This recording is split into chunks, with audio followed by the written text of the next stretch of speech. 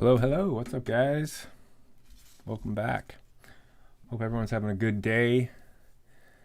Good time out there on what is today, Wednesday? Jeez. Losing track of time. Stealing Marcus' job of Daily Bits. What's up, Nathan? You know what's really annoying, Nathan? What's happening right now, in a weird way, is this is supposed to be generating text to speech, and it's not. And that's something that I need to get to the bottom of. And I don't really know why.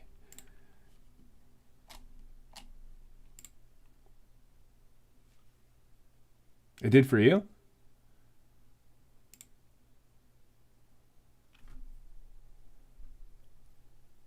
Wait, so it's coming through on your end. What's up, T-Dub? I see you in there, Joe, as well. Man, it's weird that you're hearing it, but I'm not. It must be coming through on the Twitch side, but not on my end. You're not hearing anything out of the ordinary? No, he's asking, Doomkaiser, he's asking if you heard the text to speech for his bits there. It should have said stealing Marcus's job of Daily Bits. Hey, Ashi. All right, let's see. Let me try a couple tests here. Testing 1, 2, 3.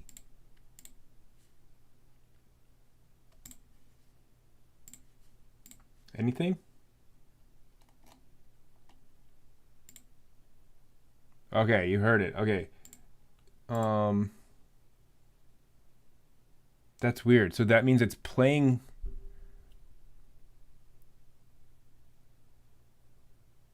That's weird that I'm not hearing it.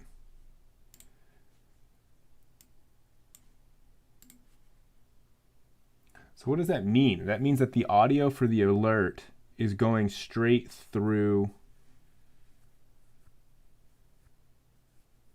Twitch, but it's not being funneled in through here.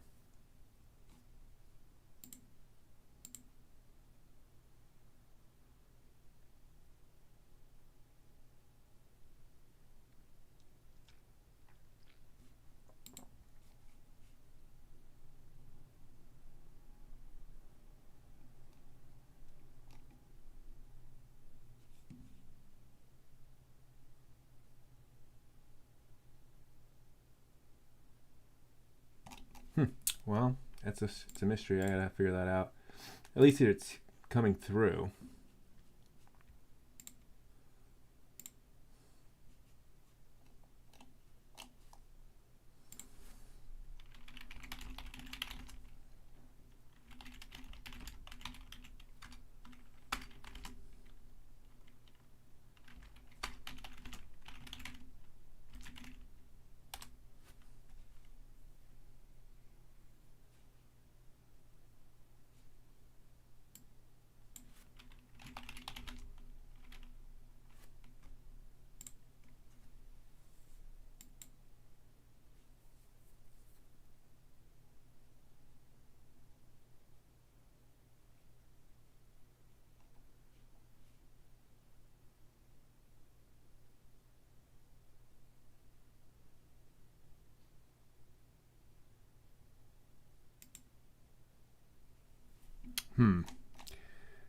Let's see. You know what it might be?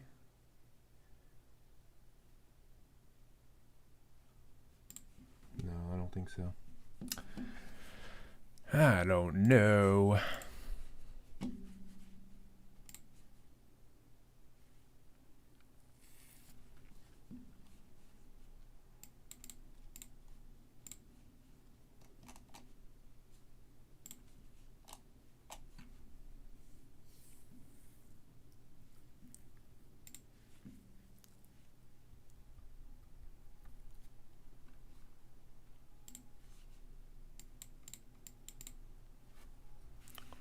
1.16.5, yeah.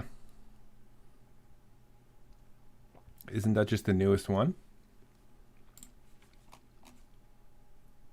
I don't know how Minecraft updates work. Do they roll it out all at once, or do they roll it out like incrementally to different users or different like people and groups?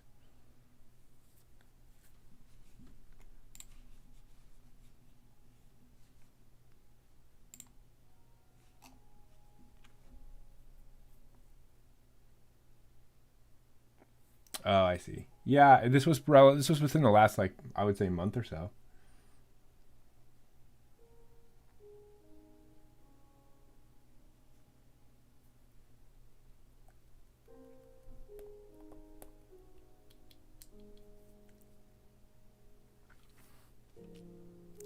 You know what I was thinking last night might be fun to do on the server?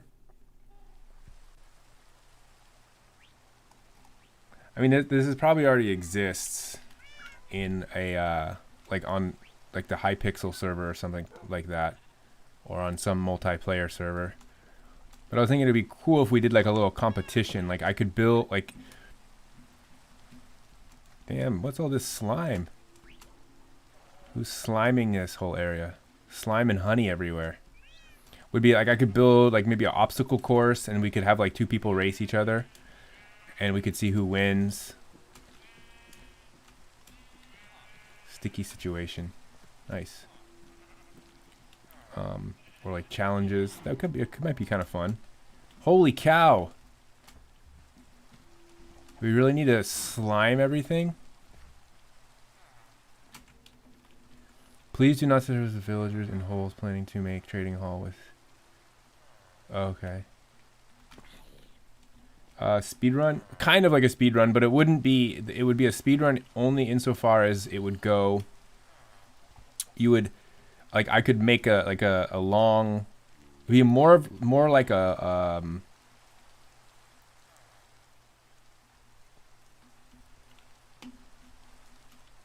more like I would create some sort of track. Like it would be a speed run, but you would have limitations, and it would be like a race track, and there would be like obstacles. You know, has anyone ever heard of or done like those Tough Mudders or Spartan races?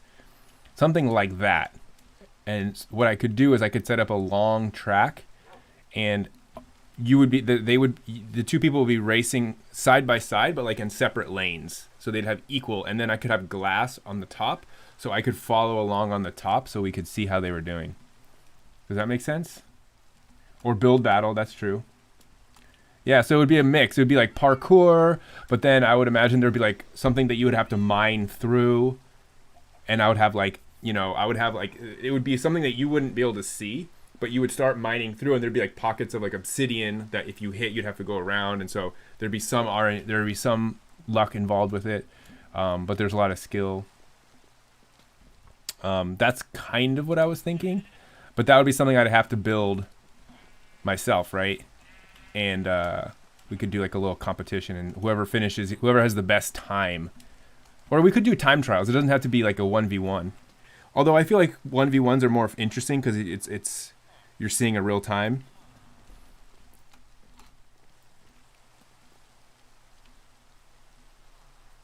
There's like thousands. You could try and sound like lucky block mods, and we all open 32 in PvP at the end, or build battle. There's so many. Yeah, I feel like, but people must have thought of this, right? So, and I know there's some things that are kind of like this on like the Hypixel multiplayer server.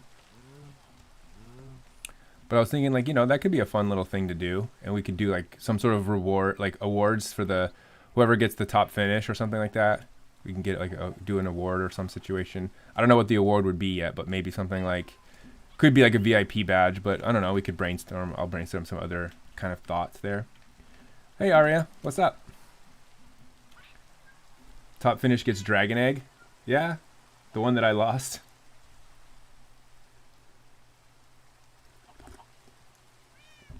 Mr. Jones, can my friend, I'm not gonna whitelist people for the server until they've, like, I can sort of vouch for them myself directly.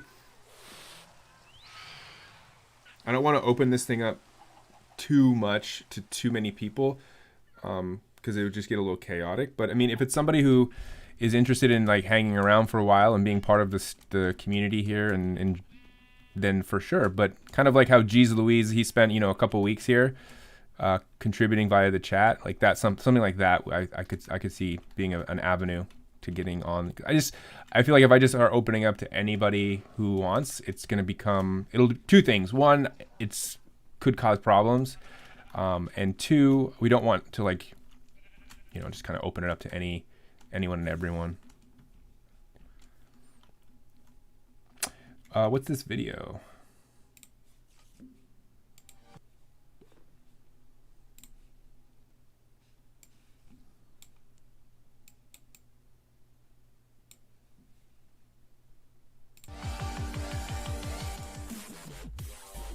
Jeez, that's tense music. What's up, dudes? It's Pat, and welcome back to another Lucky Block race. Hey guys! Whoa. I am the energy that is coming from this video has charged me, and I feel like I just drank a Red Bull. So today we are doing another fan-made one. This one is created by Caramel Magazine. Oh, thank you so much for me. No. I'm gonna wear his head proudly today. I want to wear the head. All right, look. I mean, clearly it looks really good on me. It does not suit you.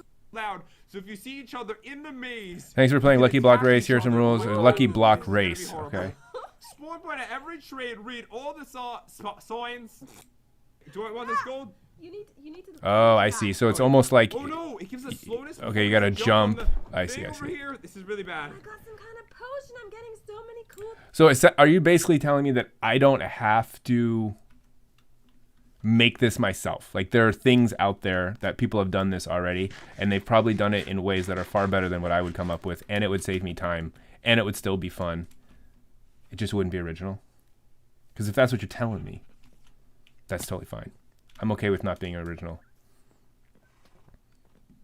If it's going to save me hours of work. What's up, Nate? You just woke up from watching my nap. I was just T-Dub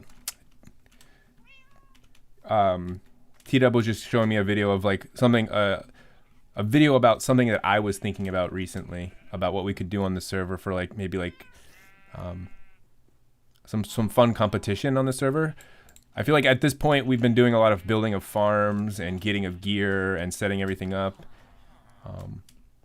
And I still want to do that kind of stuff, but it might be fun to add in a little bit of, competition, like scavenger hunts or relay races or racetracks, time trials, battles, these kinds of things. Parkour.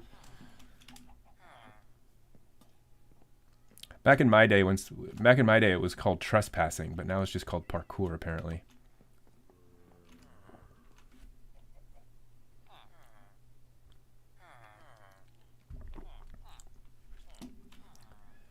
Oh yeah, Ashi, thank you for the reminder.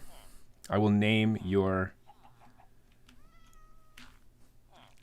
It's an 8 out of 10. Okay, I'll take an 8 out of 10. I'll take an 8 out of 10 any day of the week. By the way, who did all this? What is this, Nickelodeon in here with all this slime? Do you guys still watch? Is that still a thing? Because when I was a kid, the Nickelodeon and people would get slimed. That was like a classic thing.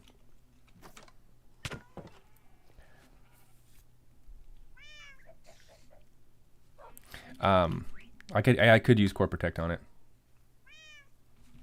All right, Ashi, where are you? You wanted me to name your...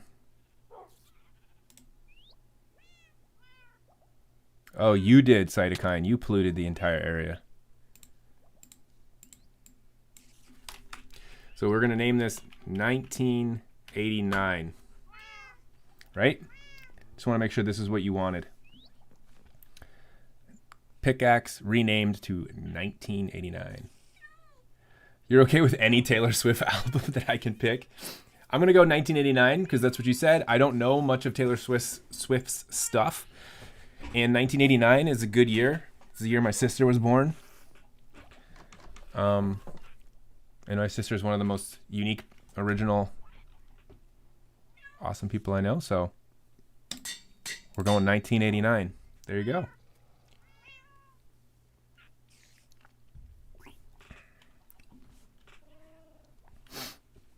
So let's see. Things. So basically, this one is like a crazy one because it's over thin air, I- right? Go for it. So Okay. this is Oh, parkour that for sure. jump is so far away. Oh, and you can sabotage each other, it looks like. Okay, final jump. I'm doing really good. I got so much cool armor. I know. I feel like I got like the coolest armor ever. What is that thing that the guy's holding? Yes, I'm going. It says look up. Oh wait, did we get like amazing jump boost? All right, I need to try this parkour again. Oh no!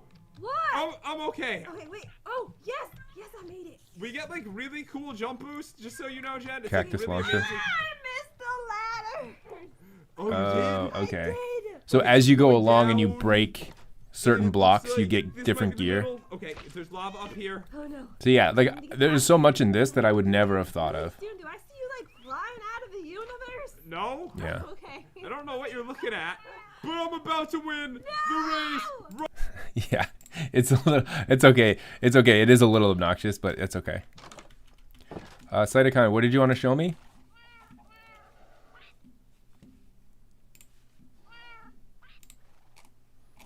Oh, now I see why in the Discord it's double posting. So there, apparently there's one bot that will post when I go to Twitch, and there's another bot that will post when I go to YouTube. So on days where I'm streaming to both, like these office hour days, it double posts because of the YouTube and the Twitch. That makes sense.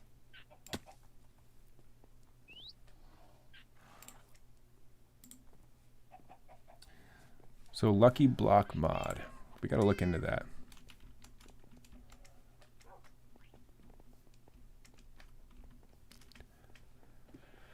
Lucky Block mod.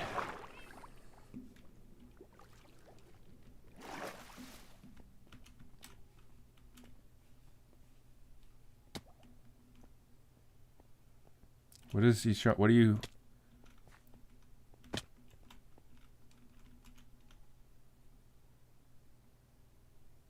What was the point of that?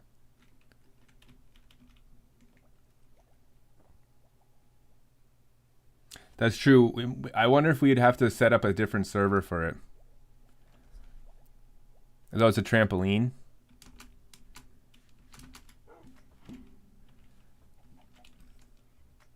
That's cool. So this is alternative to like having a water place to drop down. You could put one of these and it would just reduce your impact. Does the same thing work with honey? Like if you land on honey, it reduces impact?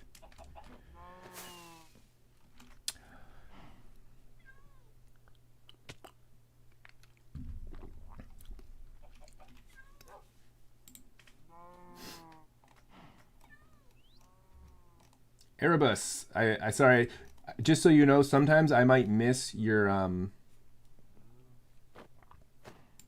golden star requests on days where I stream office hours because I'm on YouTube too, so I'm looking at a combined chat, and the combined chat does not show me the requests, and I have to look at those via another route. But thanks for the hydrate. And Nathan, you want me to name a mountain? I have the high ground. A mountain? How can I name a mountain?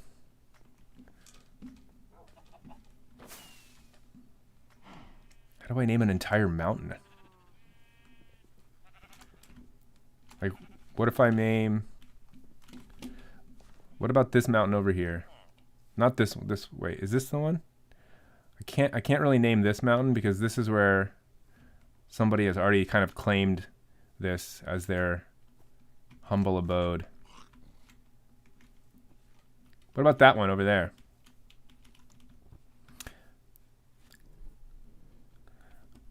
Does that one work for you right there? What I could do is...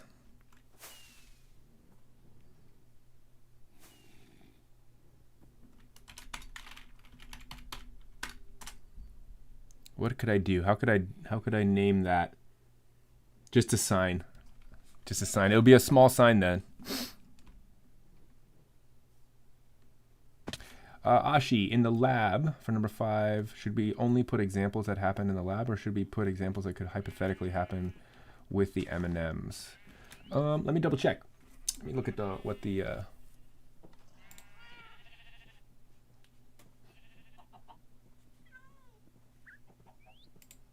I'll bring up my info here.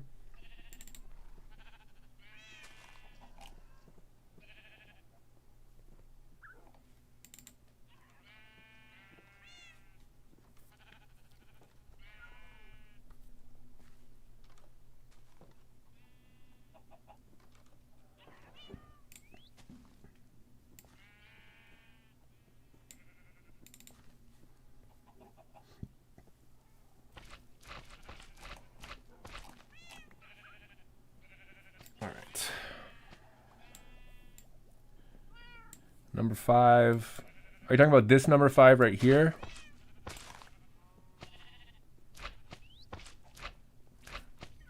What's up, Akash?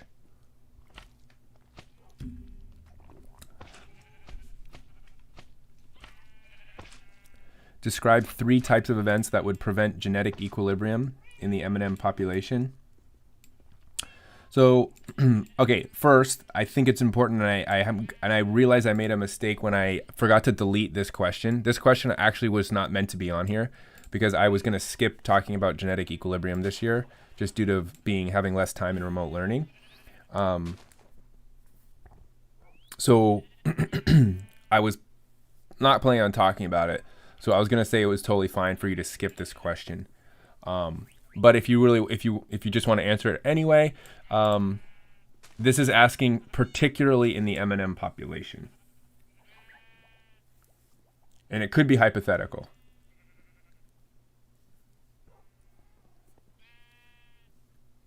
It could be hypothetical. What's up, Akash? Do I have a sign on me? No. Go this way.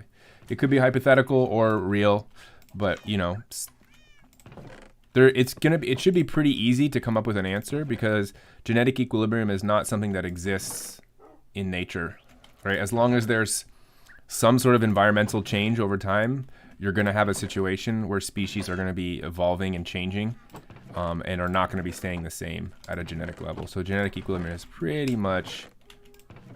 Where did all those signs go? I had a bunch of signs and I don't know where I put them. Maybe in here?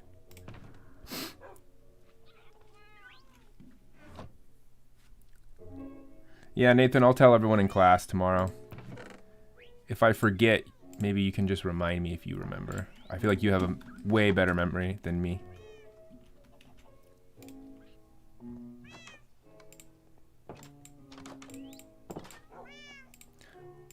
Wait, never mind. It's probably not planks that makes signs, is it?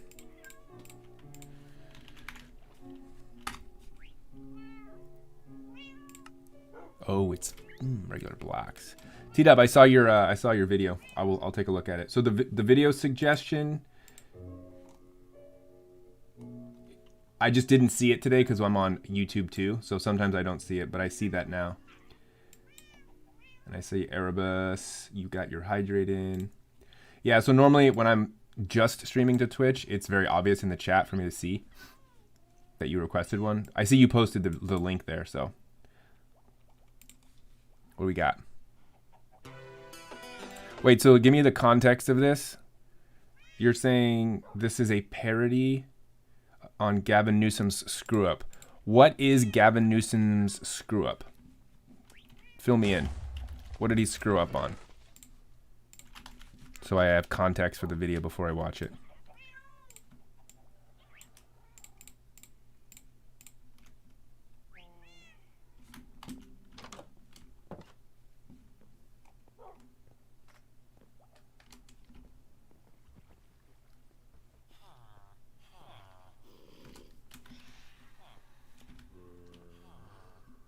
Oh, are you talking about when he ordered all businesses to close and no indoor dining, and then he was photographed dining indoors? Oh, look at this. Nathan, they did all the work for me with glass blocks. That's actually way better than the sign.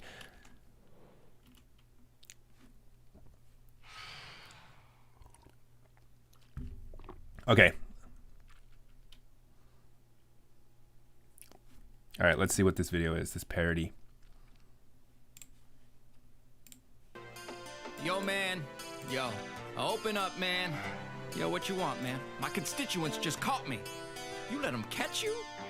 I don't know how I let this happen. Wait, where? The place next door, you know? Wait, I thought you ordered all the restaurants to close, man. I don't know what to do. Just say it wasn't you. All right. Voter came in and they caught me red-handed, eating at the place next door. Were there a lot of people there? Picture this, it was not that vacant, like 100 peeps or more. How could I forget that I had Vandalindo gatherings? Just a prime example of a really big hypocrisy. You don't understand, we're not like other creatures. Rules do not apply to us, we are the leaders. Voters can't be trusted to be indoor eaters. They are more contagious after all, they're mouth breathers. Just tell them it's important to follow all the law. How any violation might kill a grandma. Why you do what you want, even pardon in-laws. Mr. Mayor, how would you prefer your foie gras? Donated? Sir, we saw you at a party. It wasn't me. Eating at the French Laundry. It wasn't me. Oh, You this even had song. the clam Now I know where chowder. the song's coming It from. wasn't me. Sir, we got you on camera. It wasn't me. You said we can't be super spreading. It wasn't me. So I missed my brother's wedding. It wasn't me. You jailed a barber for hairdressing. Wait, I have a wedding. This is getting upsetting. Photo came in and they caught me red-handed, eating at the place next door. So who is that? That's pretty funny. Who is Remy? Reason TV. Oh, French Laundry. That's right. Like literally the most. Where's the picture? There it is. Yeah, not social distancing, no masks while they're eating, but still indoors. At of all places to be eating, French Laundry. Does anyone know what French Laundry is? French Laundry is like, is it world renowned at this point, or is it just a California thing? I thought it was a laundry place. That's hilarious.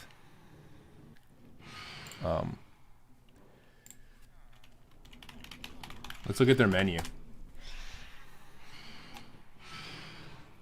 Actually, let's go French Laundry Yelp. Let's look at their Yelp reviews.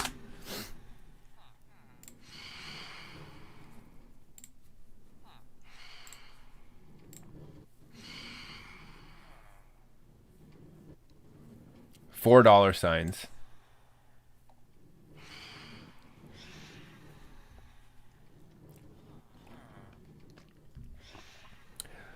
Go Remy made some of the best videos in the OG days of YouTube. Some are but some are classics. Now he makes political comedy parody like the one you saw. Okay. When you say OG YouTube days, how OG are we talking about? Because I know OG YouTube days.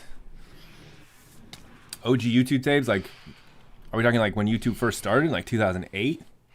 Okay. Literal OG, okay. I don't remember him. I wasn't super into him. Also makes Magic the Gathering videos. Okay. Get out of here.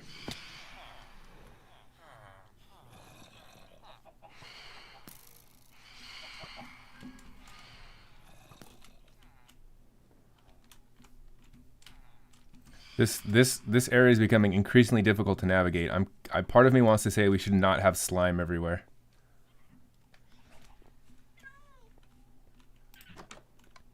I gotta go in here. Let's look at their menu, right? French Laundry. All right, $4 signs, which when you look at Yelp, $1 sign is like super cheap. Probably under 10 bucks. $2 signs would be probably like $10 to $30 per person. $3 signs is usually over $30 a person, like between 30 and 100. And like $4 signs is usually like $100 and more per person. Oh, I didn't see that. Cheers, Ethan. Let's see what they're meant. So people like oysters and pearl. Elvages Prigord whatever.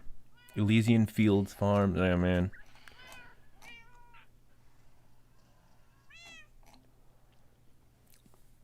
All right, what does Frank S. have to say? I've been impressed at how the starred restaurants have adapted to COVID. French Laundry surpassed my expectations. The following review focuses on the changes since the pandemic. Reservations. Talks egalitarian approach. Allows anyone to secure a table, if you can afford it. There's an expanded variety of upgraded dining options, which has further improved availability. Garden seating, previously available for occasional group, is now de rigueur, whatever that means. What does that mean? Required by etiquette or current fashion. Okay. Come on. Just, you have to say de rigueur.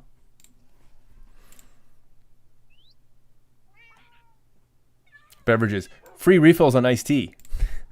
I would imagine they charge you like that, of all things to like be psyched about with a restaurant that has $4 signs. It's like their free refills. I've never been here. I've heard it's supposed to be good. What's their menu? Oyster and pearl. Does that look good to you guys? Would I be able to explain reproductive isolation a little more? I don't fully understand what it would change in asexual reproduction. Yeah, it wouldn't really. The only thing that it would really change, so reproductive isolation means that you have essentially two populations that can no longer reproduce with each other, right? Now, of course, if you talk about bacteria divide asexually, so they just reproduce on their own. They don't actually need another individual. So what that would mean for reproductive isolation, it doesn't really apply that much to asexually reproducing populations. It applies more to obviously sexually reproducing organisms. Now, the one thing that isolation could affect is there's something called horizontal gene transfer, which we'll talk about more when we do our antibiotic and bacteria lesson. When we talk about horizontal gene transfer, let me find a decent image of this. So, is this going to be a good image? Maybe, yeah. So when we talk about horizontal gene transfer, this is when you have one bacteria basically giving some DNA to another bacteria. So they're exchanging genes from one to another. If they were isolated from each other, right, they couldn't do this. So that would be one thing that might happen to bacteria. But reproductive isolation doesn't really make too much sense for bacteria. By no longer reproduce, is it that something in the geography changed, or is it that the species are too different in their genetics, or both? It can be any of the above. So reproductive isolation is a very broad term that essentially means anything that is preventing two populations from mixing, from reproducing with each other and exchanging genes. So it could be geography. It could mean that like over time, maybe like a river forms and it separates two populations, or a canyon forms. Or maybe there's some human activity and like a road is built and that separates two populations. But it could also just be like they've evolved to a certain point where they no longer are compatible due to, like, I don't know, maybe if it's like a population of birds, their mating calls don't really work with each other. So it's a variety of different things. But in the context of the class, all we really care about is that reproductive isolation as a general concept means two populations that are now isolated from each other and can no longer reproduce, which means that over time, they will slowly but surely diverge to potentially new species. Oysters and pearls. What else is on their menu?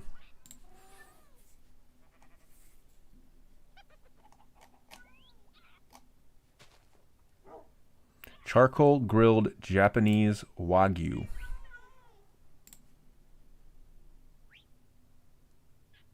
That's like one bite, dude.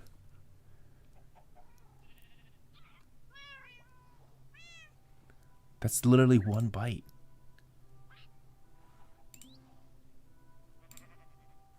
That's one bite.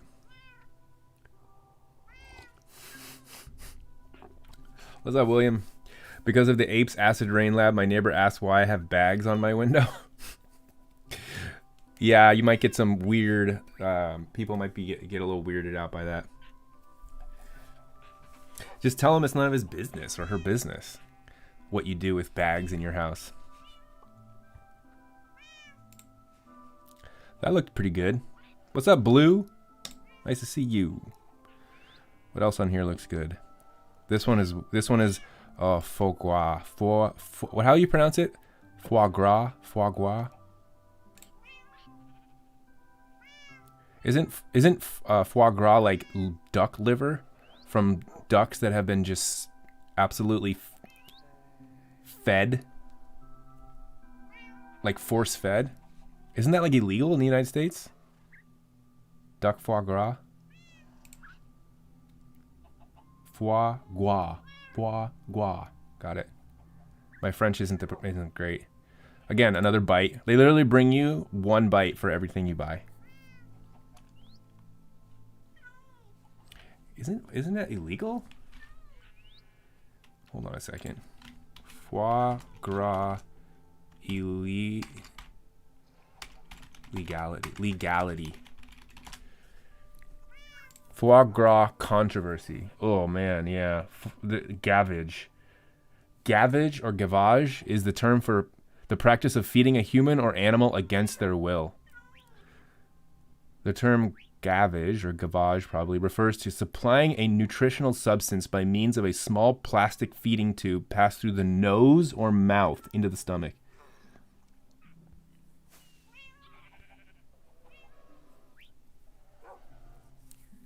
Yeah, this is illegal. I'm pretty sure because it's essentially animal abuse. Not that not that factory farming isn't a form of animal abuse anyway, right? It's kind of like, it's weird to draw the line of like, well, you can't force feed ducks, but yet you can basically cram chickens into coops and that they can barely walk or turn around. Right? Like it just seems we're very inconsistent in our like animal treatment in the United States.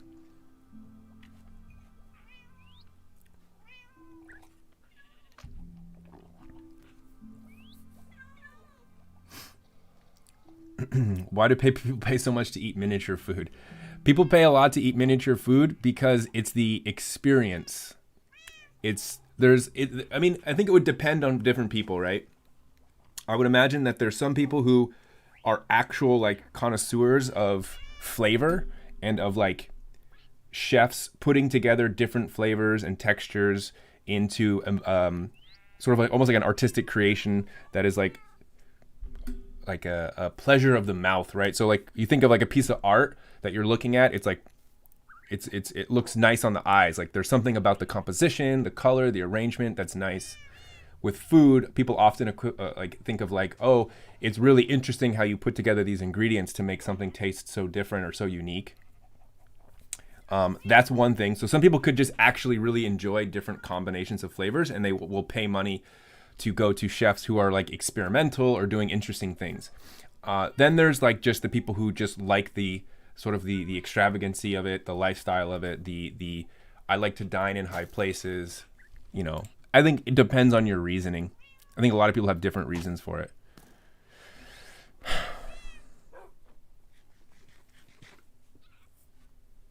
Yeah, Ethan, I would say you are a resident connoisseur. You are a resident aficionado of flavors.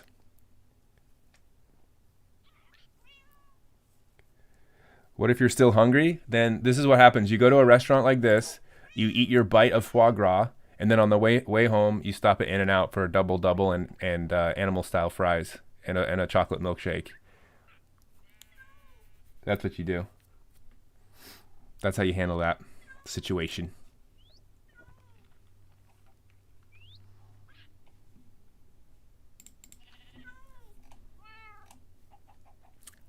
Corned beef and cabbage. This is a classic Irish dish right here.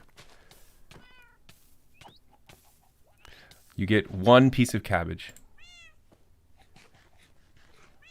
I like reading some of the reviews here. So this is a person who, for starters, if you've written 1,000 Yelp reviews,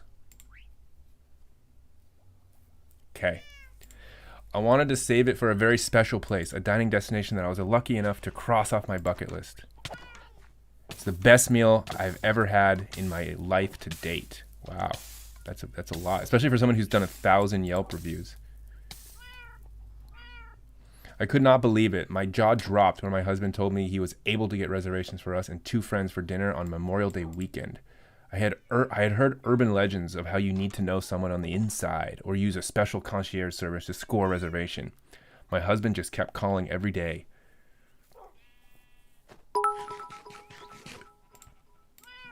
Mr. Thanks for the bits, Jones T-Dub. about to die. I'm about to die? How? I was inside. I think people are just messing with me. They're just lighting me on fire for no reason.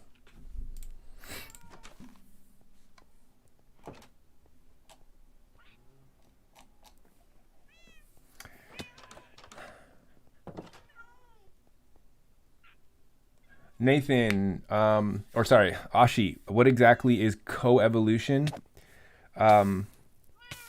Coevolution is any time you have 2 organisms.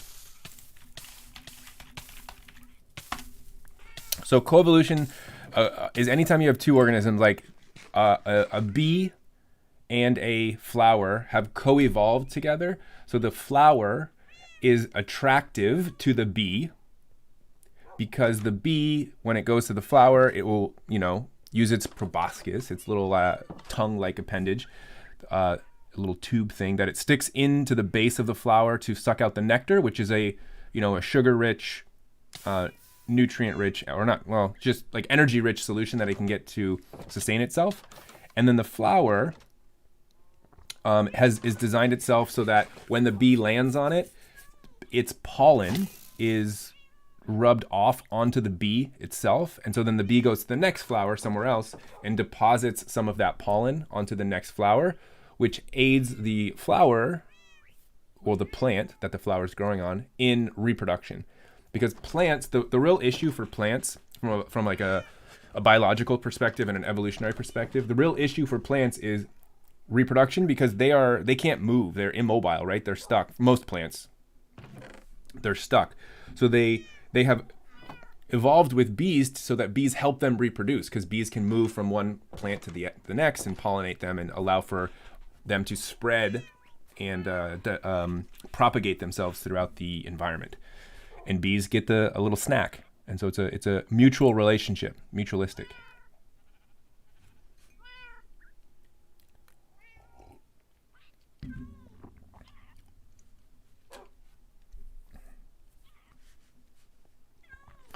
Wait, but what does it mean that they evolved together? It just means that, so you know how we talk about like selection pressures and how in order for a trait to evolve, it requires some selection pressure in the environment that is selecting for that trait over time, meaning individuals with that trait tend to survive and reproduce more than individuals that don't have that trait or have a less effective version of that trait.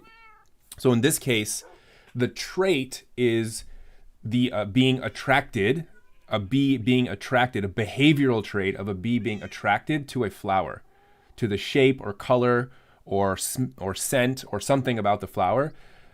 Bees that were more attracted to a particular thing about a flower typically got more nutrients, more energy, and survived and reproduced more, or contributed. Well, with bees it's a little different, because bees are a hive insect, and so it's really the queen that's doing the reproduction.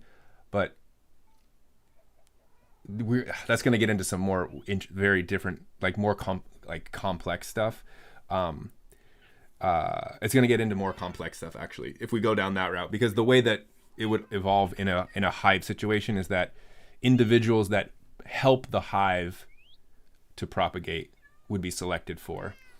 So, but still, the premise is still the same, right? That behavior is selected for, and the plant is evolving to be more attractive to the bee, so that the bee lands on it more often and propagates it. So a plant being attractive to a bee, meaning like it's the shape of the leaf or the color of the leaf or the scent of the leaf or the location, all of these different things about, flower, where the flower is individual plants that had a better leaf. Sorry, I keep using the word leaf. Had a better flower structure, better flower shape, coloration, scent, were selected for because more bees came to them and transferred their pollen and reproduced them more. Does that make sense? Mr. Jones, I think you're getting picked on for being AFK again. Yeah, I know, Nathan. I always get picked on for being AFK. It's the life of I guess this teacher streamer, I suppose, because you're constantly answering questions.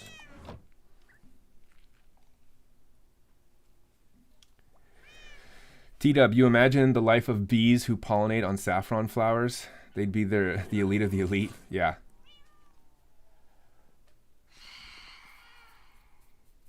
Well, isn't saffron the most expensive item on the planet? Saffron price per pound.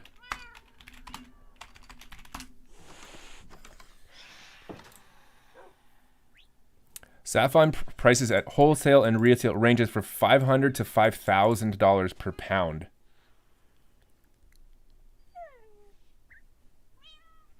That's like more expensive than gold, isn't it? Most expensive things per pound. Well, it's probably going to be some really weird element. We got to find like a legit source here. Not that there is one for this kind of thing, but... Infographic, the world's most valuable substances by weight. Californium. Oh. Okay, saffron is pretty high on the list, but it's not the highest. White truffles are more expensive. Tanzanite, plutonium. Okay, so some of these things like californium, the only reason why they're so expensive is because isn't californium like an element that like literally disappears like 2 microseconds after it's created?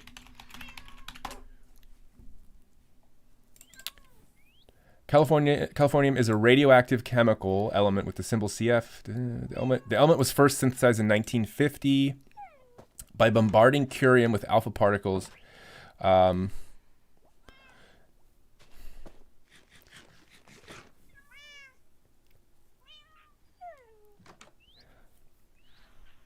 This short half-life means that the element is not found in significant quantities in the Earth's crust. Oh, maybe it's not. Maybe it doesn't disappear that quick, but it's definitely like doesn't hang around for a while.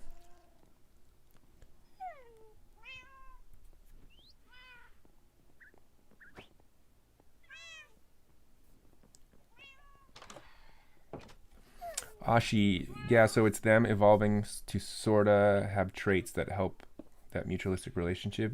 Yeah, it's like they think of it this way, like the bee and the flower are selection pressures on each other. So the flower is selecting the bee to be more attracted to it, and the bee is selecting the flower to be more attractive to the bee. Does that make sense? So they're selecting for each other over time, and as time goes by, they become more and more and more compatible with each other. And that's beneficial because they're both getting something out of that relationship.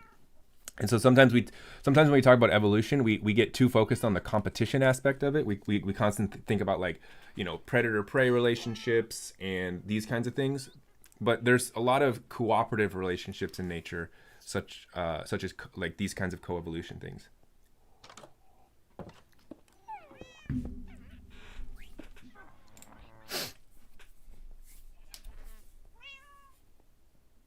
Oh, I didn't know that, T-Dub. Californium is used for metal detection to find gold.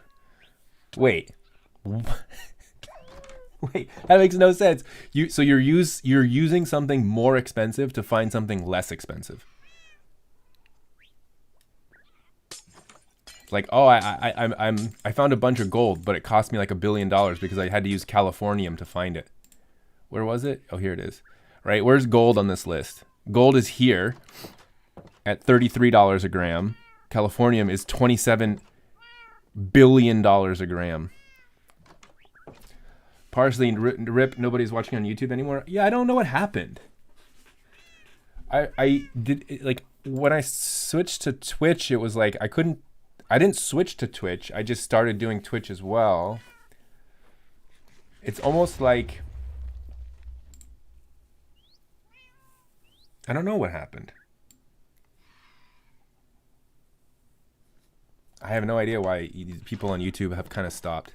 Maybe it's because it feels lonely when there's like maybe it's like when you spread out people in the chat. So there's some people chatting on Twitch, and some people chatting on YouTube. Like if everyone was in one chat, people would feel like more comfy because it's like more people. But when you like dilute it out, it's like feels like more awkward or like there's no one there. I don't know. Or everyone that was chatting on YouTube just moved to Twitch.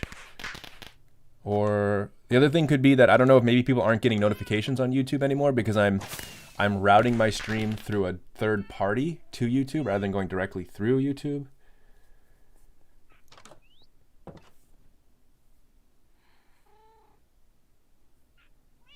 I don't know. I really don't know. I don't know what the case is.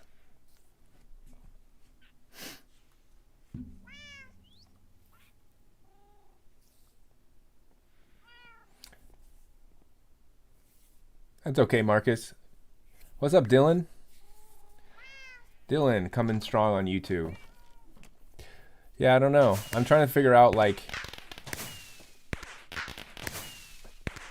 maybe it would make more sense to stream only to YouTube on Wednesdays rather than both.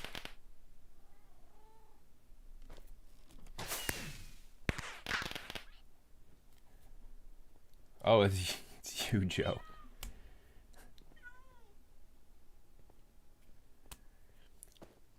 Well, I will say this, that Twitch has more interactive features for people that are watching and chatting, which is why I like it. So I don't know. I really don't. I'm not an expert at social media in terms of like what's the best route of how to do that. But I just want to make sure people are able to access the office hours. So that's why I'm streaming to both. But I hope the people that were watching me on YouTube during office hours aren't like not anymore because they feel like, I don't know, maybe they feel like it's just no longer as fun because there's less people there. I don't know. 'Tis a mystery. All right. Well, that was fun.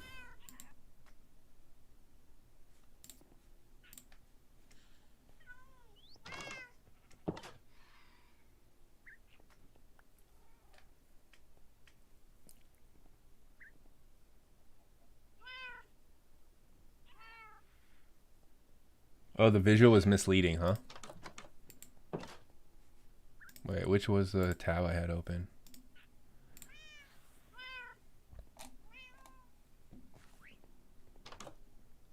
Oh yeah, this is a really bad visual. Oh, I see. It starts from white truffles and goes around. Oh, well, this visual was done pretty poorly, huh? This is this, and then it goes over here to these. Yeah. Wow. Whoever made this did not make this intuitively. So gold is actually more pricey than saffron per gram. Okay.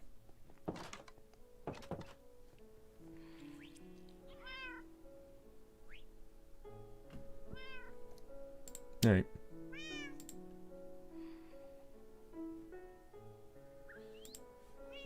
What's the poll?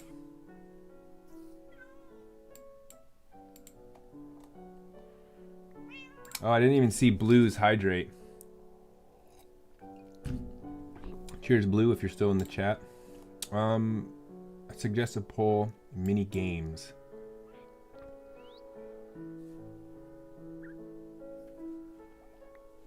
Let's see.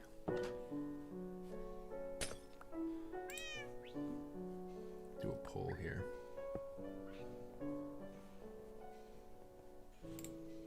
What is the poll meant to be for?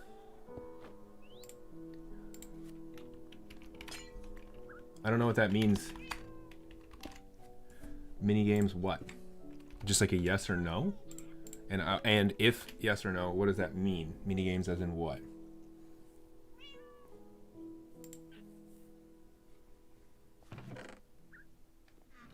I'm just gonna do mini games yes or no.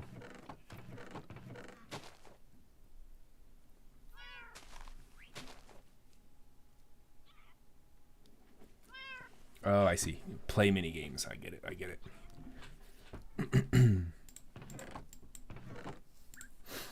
Yeah, so, you know. Anyway, I don't know how we got onto trying to figure out how did we get to Californium from French Laundry?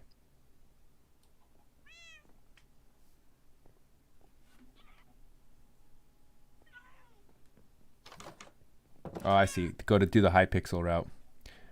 Let's see if any good desserts. How do their desserts look?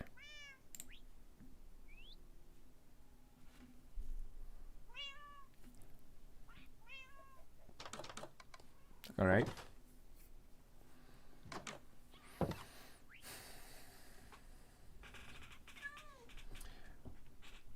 Yeah, I think minigames would probably be on the server, but we could do, you know what we could do? How many people are on the server right now? 1, 2, 3, 4. 4 people on the server. Trapped as usual. 4 people on the server. We could do like a scavenger hunt. The problem with a scavenger hunt is that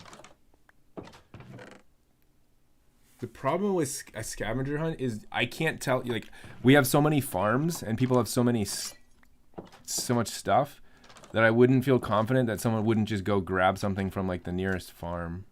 I feel like it would be more interesting if a scavenger hunt was like go and find it, a natural version of it, a non-farmed version. And whoever gets it back to me first wins. And I could not actually know that. What's that, Mouse Pillow? Are products that say contain lead safe if touched frequently but not eaten? Oh, yeah, I think so. I'm pretty sure that that lead is really only toxic if it gets ingested or inhaled in vapor form into your body. It has to enter inside of your bloodstream, I think. If I remember correctly. You want to see the high ground sign? Yeah. Real quick, let me just look that up because I'm pretty sure like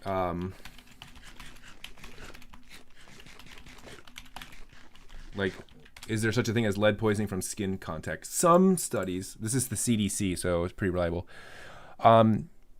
Some studies have found lead can be absorbed through the skin. If you handle lead and then touch your eyes, nose, or mouth, you could be exposed. Lead dust can also get on your clothes and hair. If this happens, it's possible that you may track home some of the lead dust, which may also expose your family.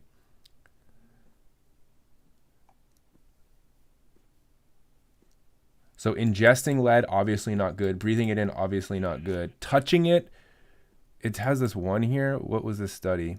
U.S. Department of, here's the reference paper for that study. It doesn't look very strong evidence. Like it's not like clear, right? But there might be some evidence. Toxicological profile of lead.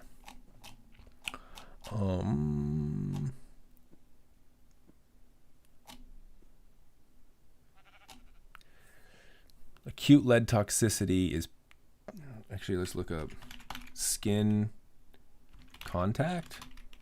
No. That's not gonna.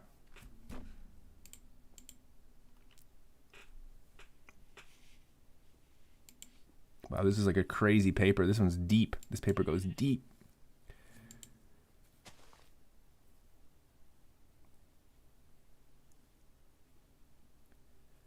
You're wondering if lead paint is toxic if just touched? No, I don't believe lead paint is toxic if you just touch it. I think there might be a slight difference if you have like lead dust because it's so fine that it might be able to be absorbed through the skin, but I'm guessing if it's in paint form, it's not as concentrated and it's not as fine. But I mean, either way, I would stay away from lead paint regardless because it's like, you never know, right? Rod, you're saying it's like asbestos. It's only if it gets in the bloodstream.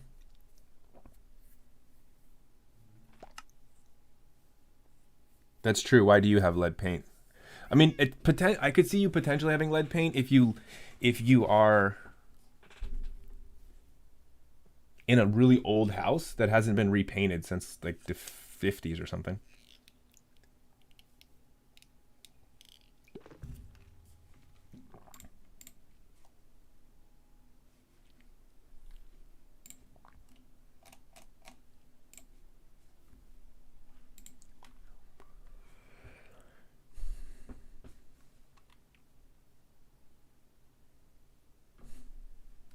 Okay. Asbestos is inhalation. So asbestos, if I remember correctly, is like tiny little like particles that like damage your lungs and lead to lung cancer. Like they're fine, like sharp particles that when you inhale them, they kind of do like micro cuts to your lungs, to the interior of your lungs, and cause all sorts of issues in the long term. Mesothelioma, I think is what it's called. Nathan, there's your sign. Oh, I see. You staggered it, so it's I have the high ground, but the high is in between the ground. It's a little hard to read up close. I think it's better if you go further away. The lead is in a poker chip set. That's why you asked. Oh. Well, that's a whole nother level of gambling, my dude. Depends. Are you gambling for money or you're gambling for lives?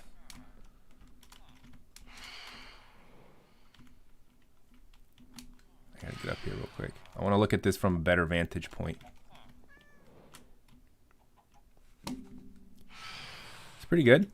That's a pretty good work. What do you think, Nathan? You approve? You approve of that? Your gold stars go to good use. That's way better than what I was gonna do. I was gonna put like a tiny little sign up there. Nice. Wait. You can get mesothelioma from lead paint.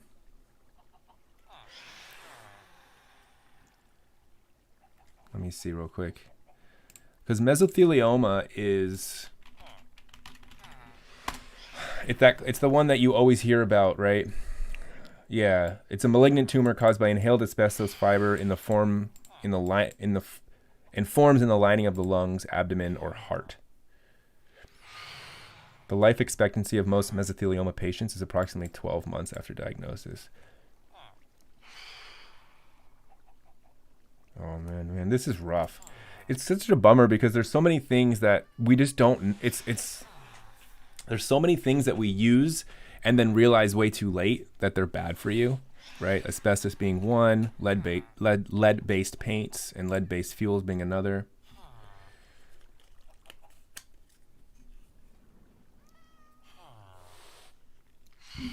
Have you guys ever heard of the Radium Girls?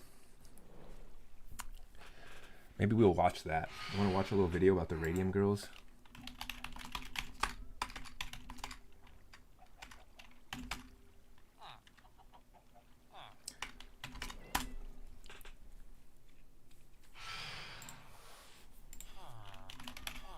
So, speaking of, we find something that we feel like has good use, and then we use it before we really understand what the consequences are. This is a good example of that.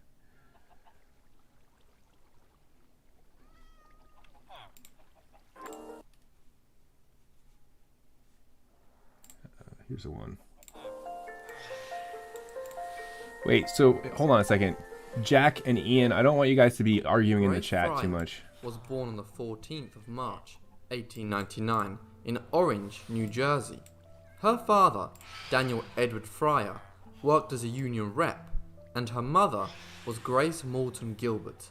Her family was very large, as she had 10 siblings, yet information on her childhood is scarce, but a newspaper article on her stated that she has not been pampered, nor she has been taught to think first of her own happiness. On the 4th of April, 1917, the United States joined the First World War. 2 of her brothers were sent off to fight, and in light of this, Grace wanted to help her family and the war effort as much as she could. Just 4 days later, she managed to find work as a dial painter at the United States Radium Corporation in her hometown in Orange, New Jersey. It was around this time that the US Radium Corporation mass-produced Undark, a high-tech glow-in-the-dark paint invented in 1902 by William J. Hammer.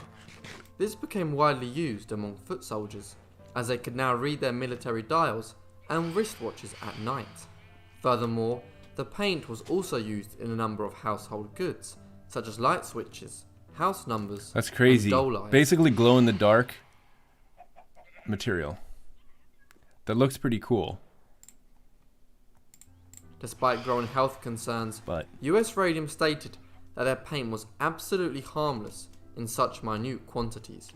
This may have been true for those who bought their products, oh, nice. but You the guys same embedded couldn't this in be the said ground. for That's the better. That looks workers nicer. who were exposed on end to radium. Unlike other companies at the time, US Radium were more than happy to have women in their workforce. Is there a max word count for the lab? No. Nope.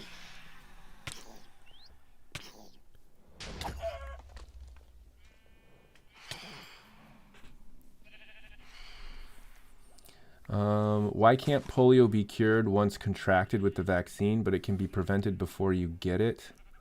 That's true of most, Rod. That's true of pretty much any vaccine. Most vaccines, when you get them, they help prevent you from getting the virus. But once you've had it, they're not effective. It could be for a variety of reasons. One is once you have the virus in you, it's in a location. A lot of times viruses are sneaky with the way they like to hide themselves in the body. So a lot of incurable viruses are ones that will hide in your spine and avoid your immune system that way, which would also mean that they'll evade your immune system even if you've taught your immune system to be aware of them. So, and also just the way a vaccine works is a vaccine trains your immune system to recognize a certain virus or a certain pathogen, right? So you get the vaccine and your body is essentially now understands and recognizes what that virus is. And so when it actually comes into your body through a natural route, right, you get infected normally, your immune system can knock it out in the early stages when the virus hasn't had a chance to really take hold too much, right? So it's kind of like the virus is still relatively in low concentration and low numbers. It hasn't invaded certain tissues of the body potentially, and your immune system fights it off and gets rid of it, and you're good to go. But if you've already gotten it, it's already had a chance to do all of that, right? It's caused the damage it's going to cause, it's going to hide, it's going to avoid. So it doesn't matter if you get the vaccine or not.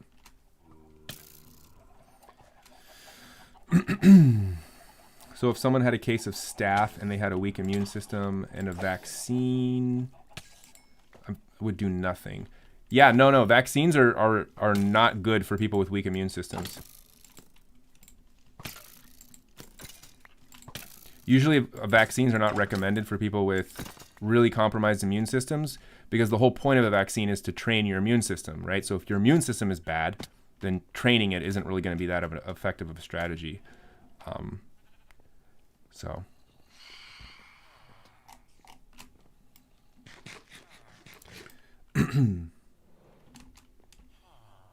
Doesn't HIV just kill the T cells? Yeah, pretty much. But the reason why HIV, the unique and scary thing about HIV is it goes after your immune system. And remember, your immune system, right, is responsible for protecting you. So it literally knocks out your defenses. So no one dies from HIV. People die from AIDS, which is autoimmune deficiency syndrome. They die from something else, usually something like pneumonia or some other virus or bacteria, because your immune system, aka your defense system, has been completely compromised by HIV, which is, brought your immune system to its knees. It's crippled it, and now you're vulnerable and defenseless for any other virus to come in and just take you out. But the reason we don't have a vaccine for HIV is more because HIV is a virus that is very fast mutating. So it's the version of HIV you might have initially, that you contract initially, you know, it will morph and change very quickly. So it's hard to evolve, or it's like out evolving a vaccine, kind of, if I remember correctly. If I remember correctly, that's the way it works. Is it's just really quick at evolving.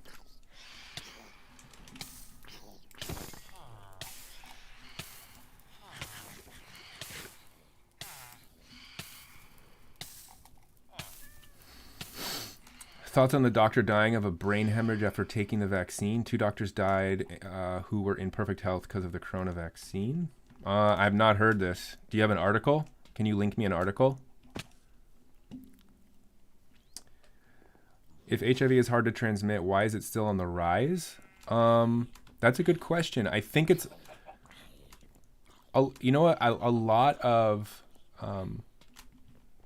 well, first of all, I don't know about, is it hard to transmit? What makes you think it's hard to transmit?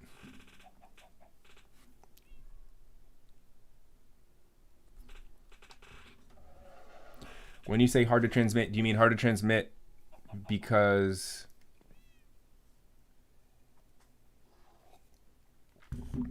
Oh, in that regard. Well, it's sexually transmitted, right? So you have to exchange bodily fluids. Like that's usually like most STDs or STIs. So for example, like, you know, herpes or, you know, gonorrhea or chlamydia or any of these, you can't transmit them that easily. Some of them could be skin to skin contact, but usually it's bodily fluids exchange. So one of the reasons why a lot of STDs are on the rise is due to what some people, this is a hypothesis. I haven't looked too much into this, but what I've heard is there's a lot more promiscuity nowadays, and a lot more people have the false sense of security that the STDs are not that big of a deal anymore. So like there was a whole, right, so STDs became a really big issue in like the 60s and 70s. They started to become rampant. Then there was a lot of education about them. People tamped down on them. People started using condoms more, and were being more and more careful, getting more tested. And they kind of subsided a little bit because people were being proactive. But then there was like this second wave, right, where people are like, oh, we feel like it's not a big deal. So people were taking more risks, and we're starting to see a rise again. On top of that, there are some STDs, not HIV in particular, but things like the bacterial STDs, things like chlamydia and gonorrhea. These are experiencing very interesting upticks in their resistance to our medications. So it used to be if you got chlamydia or gonorrhea, which are both bacterial infections, those were easily cleared with an antibiotic. You would take an antibiotic and it would just get it right out of your system. But due to the overuse of them and due to the ability for bacteria to evolve very quickly, gonorrhea and chlamydia are becoming resistant to some of these. And so there are certain strains out there now that don't respond very well to medication and are becoming more and more scary to deal with. So there's a lot of reasons for that, but I think there's sort of a social reason. I don't know, maybe, I don't know. I don't want to say anything in particular about why there's been a rise in something like HIV. Actually, I don't even know if there's been a rise. I think I'm just taking your word for it on that. And I'm sort of post hoc rationalizing why there would have been a rise. But I have heard some things about it, so I'm not the most informed on this topic, so I probably shouldn't say too much.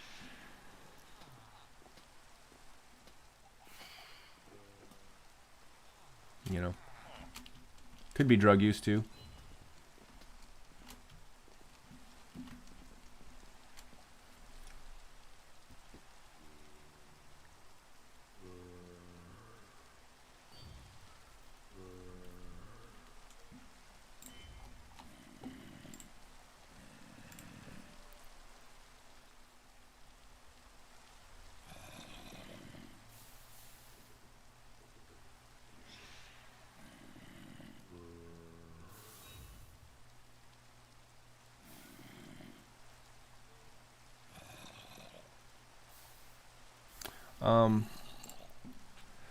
Actually, it's interesting. Let me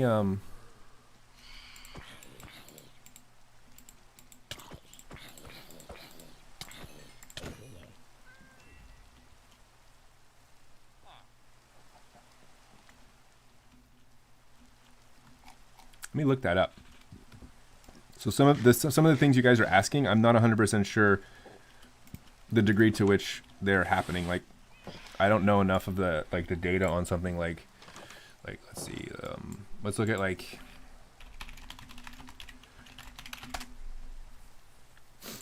All right, HIV.gov. What are the there's like a graph for this. Here we go. Oh, this is demographics. I don't really care. That's not what the question's about. I'm just looking for overall diagnoses over time.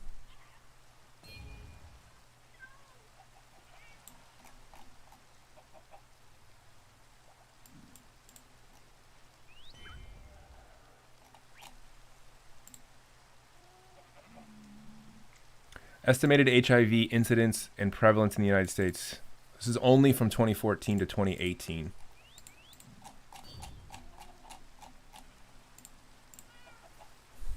So that's not going to be really that helpful. When you say on the rise, are you referring to like on the rise over like a long, like since what? Since the 80s when it was like a real issue?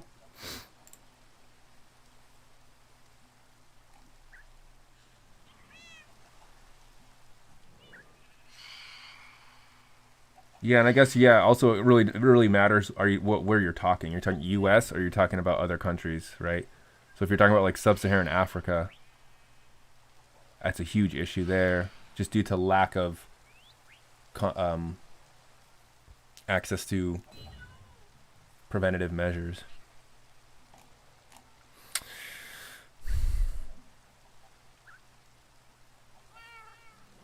This is all about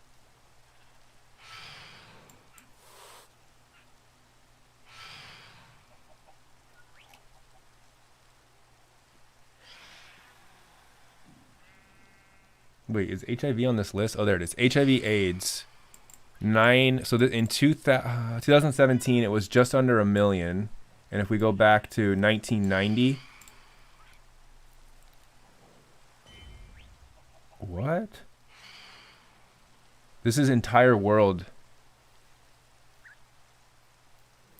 What's up, Sanjay? For the genetics retake, what are the topics for part 2 and part 3? Which one Thursday?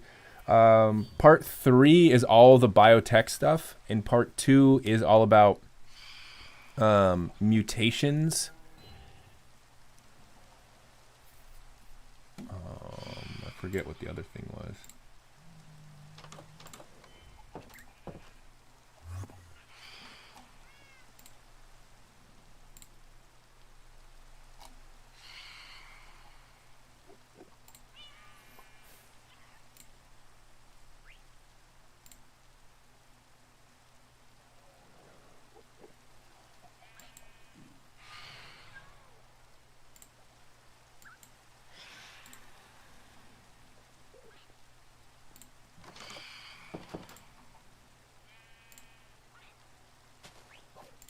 Genetics.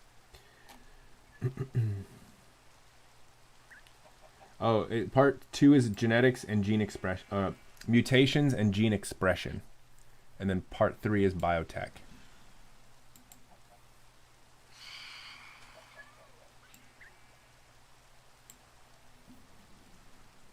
So what we're looking at here is it goes from 600,000 in 1990. Oh, here, we can play it. Ah, it's so fast. It's a little too fast.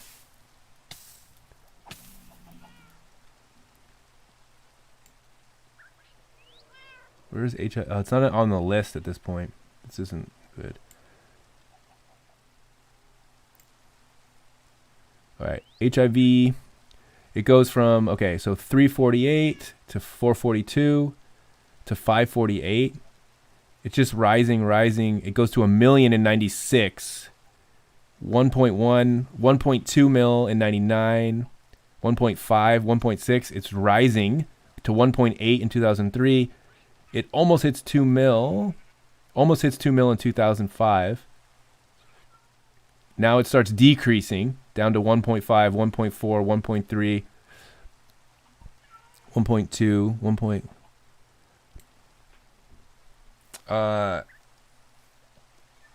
Yeah, no, it's not rising. It's actually falling according to this graph. It was rising up until about 2005 or 6 from 90. So 15 years it was rising, and then now later it's falling.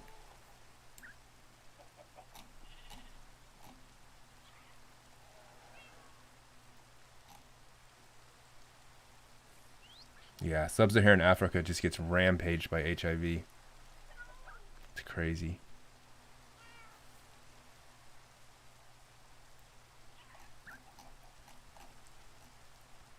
Yeah, it looks like it's falling actually since 2005, but it is interesting to see that it was rising from the 1990. Well, I guess it's not that much of a surprise. But it is good to see that it's falling. It's definitely not as high. It reached at its peak, it was 1, 2, 3, 4, 5, 6. It was the 7th leading cause of death for the entire world in 2007. Right behind, I mean, the crazy thing is just that like things like cardiovascular disease and cancer just are really what you have to worry about.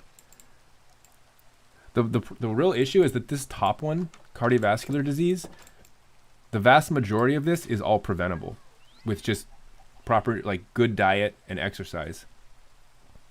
Now, not all of it, right? Like, you can have heart attacks randomly, but a lot of heart attacks are just caused by poor diet and lack of exercise, just not maintaining your cardiovascular system properly.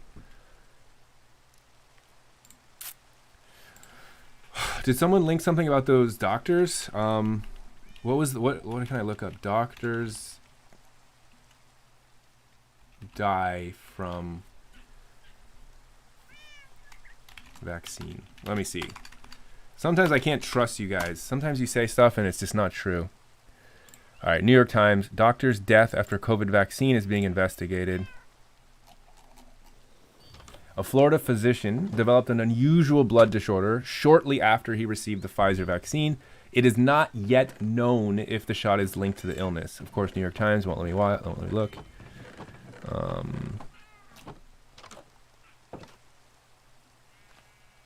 So it looks like it's just one doctor. Pfizer and CDC looking into death of doctor who took COVID-19 vaccine.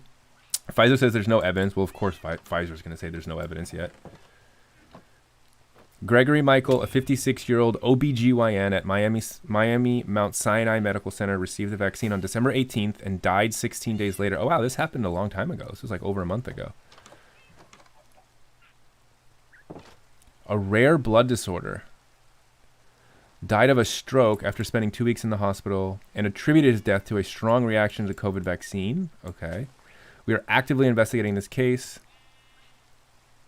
but the evidence so far does not suggest a causal association to the vaccine based on the clinical trials, post-market experience thus far, or with the mRNA vaccine platform. Said a Pfizer spokesperson. Could take that with a grain of salt. So I guess we don't really know, really. So was it Rod? Were you the one that asked about this? I don't think we actually know. It doesn't look like there's much evidence yet. They're still being investigated about what the cause of death would be. But so it seems like it was a stroke. So that means it was either a hemorrhagic stroke or an ischemic stroke, which either means that there was too much blood pressure in the brain, which ruptured an artery in the brain, which would probably have caused immediate death. Usually hemorrhagic strokes are like, and you're done. Or it was an ischemic stroke, which is a blood clot in the brain, which inhibits blood flow to a certain part, which usually you can die from that, but you also can survive. And I don't know what would be, I'm trying to think of like anything I know about that would trigger some sort of blood clot because of a vaccine.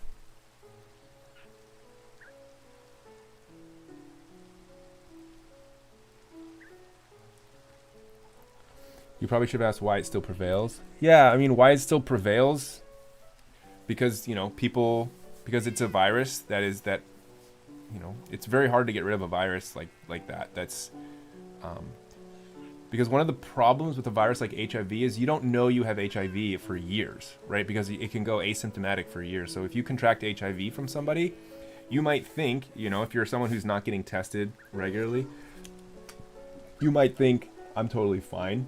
I have no symptoms, and you might be having like unprotected sex, or you might be using needles or sharing needles or whatever, and it can be transmitting it around. So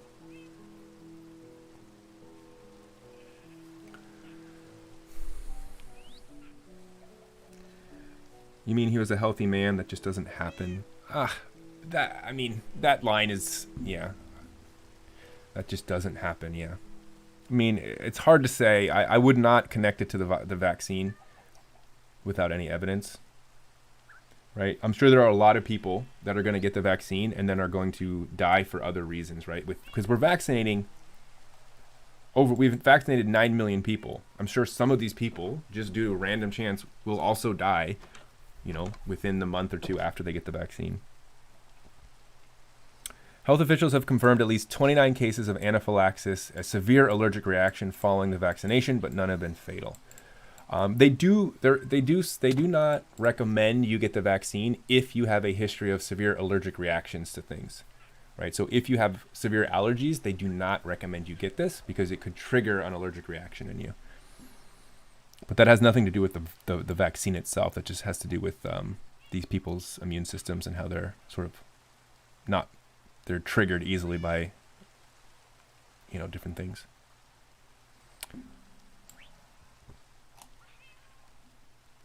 Yeah, I don't know. I can't take an opinion on it because it doesn't seem very clear as to what the cause was. It's unfortunate that this happened, but the problem is whenever you get a story like this, people will take it and run with it with whatever narrative they really are interested in proposing, right? So if someone has an anti-vaccine sort of worldview and an anti-vaccine agenda, they'll take this and they'll go, see, I knew it, the vaccine is, not good. Like,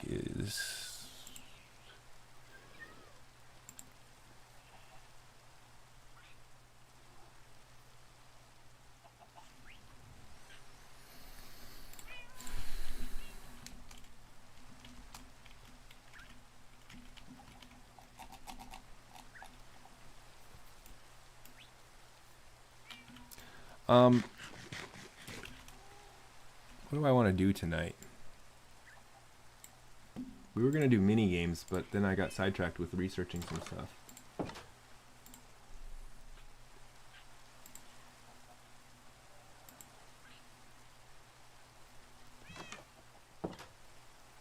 I mean, I guess not mini games, more like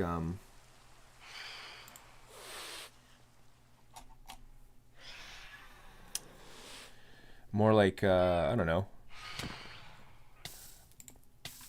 parkour-y stuff or like scavenger hunts. The problem is I don't know if we could do a fair scavenger hunt without like people just resorting to going right to their inventory and their like boxes full of stuff. Immune thrombocytopenia. You could hide a named item in a certain area, then we could try and find it. That would take you a while, though. I feel like there's so much space for me to hide it in, that would be really tricky. I feel like some of the games that would be more fun to play, I'd have to set up in advance. Like, I'd have to come onto the server. That could make the area smaller.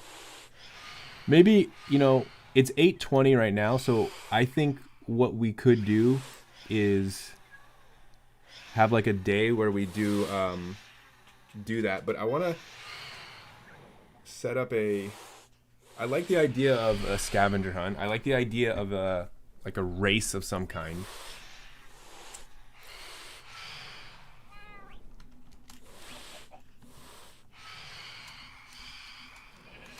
But that would require a lot of I have to build infrastructure for that. It would be cool if I could make an elytra race in the sky, right? Imagine if you had rings that you had to fly through. And so it was an aerial course where you're flying through rings. But it would be really hard to make those rings. Actually, it wouldn't be that hard to make those rings. But it would be hard for me to track and call you out if you missed a ring. I don't know what I could do to make it so that it was obvious if you avoided a ring or didn't go through one.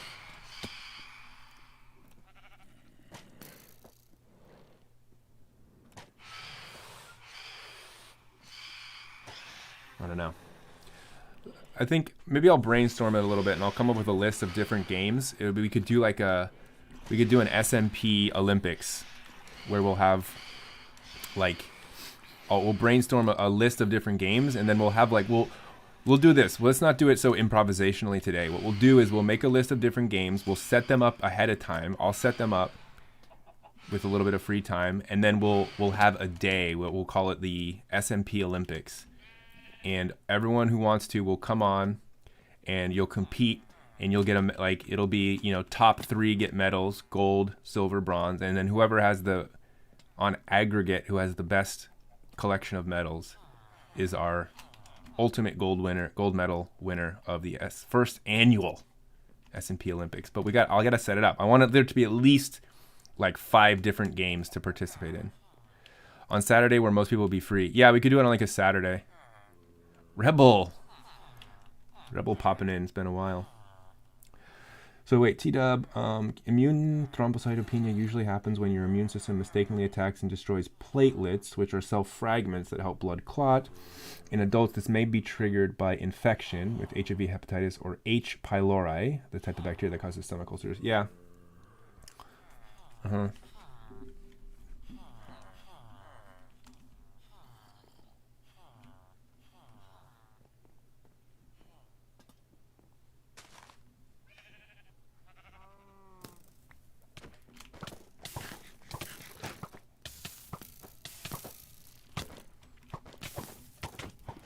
I think with the rest of tonight, what I want to do is just maybe finish making the Wither Skull farm. Because once we have the Wither Skull farm producing, then we can make a lot more beacons, right? Then it'll be quick to make beacons. And then what could we do with beacons? Maybe there's like other games that we could use with beacons that might be fun. It might open us up to some more interesting events. I know, right? You're a kid now goes from being the most annoyed by Appa to adopting the characteristics of said person. Okay, I'm gonna go finish up the I just trying to remember where I left off yesterday. I also want to get rid of that. That was a really boring video. It was not presenting it the way that I was hoping.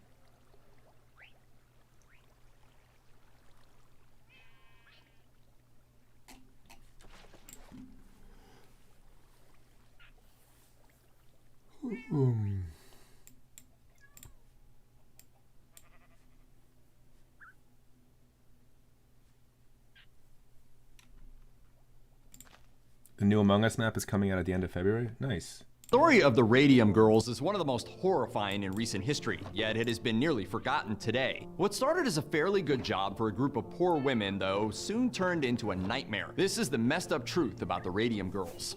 Radium was discovered in 1898, and it didn't take long for entrepreneurs to see the potential value in its luminescent properties. A few years after it was discovered, William J. Hammer mixed it with zinc sulfide and created a paint. While he didn't patent the invention, Tiffany & Company did. The new paint was wildly popular in Europe first, and the people who worked with it would glow as they walked through the streets at night. It wasn't until 1914 that radium-based luminescent paint started to be produced in the United States.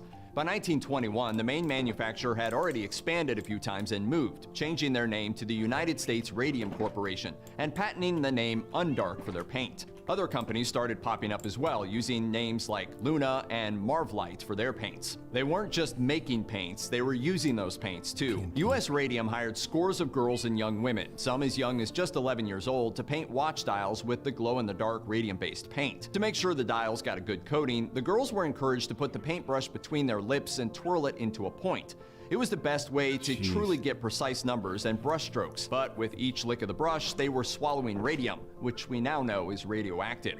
It wasn't long before US Radium was even getting military contracts to paint watches and instrument panels, and that meant more work for the girls. Unfortunately, that also meant more exposure to radium. The workers had been assured that the paint was harmless, so they often played games with the paint. It was common for the girls to paint their fingernails and teeth in order to enjoy the glow-in-the-dark properties.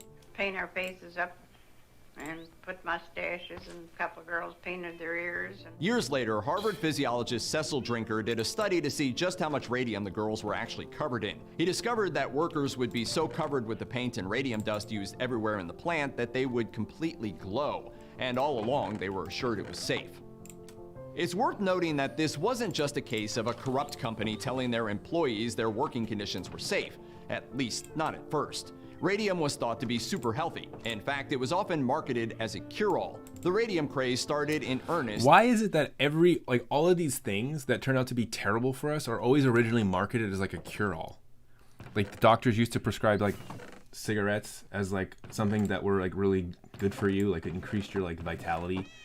Radium now is being prescribed.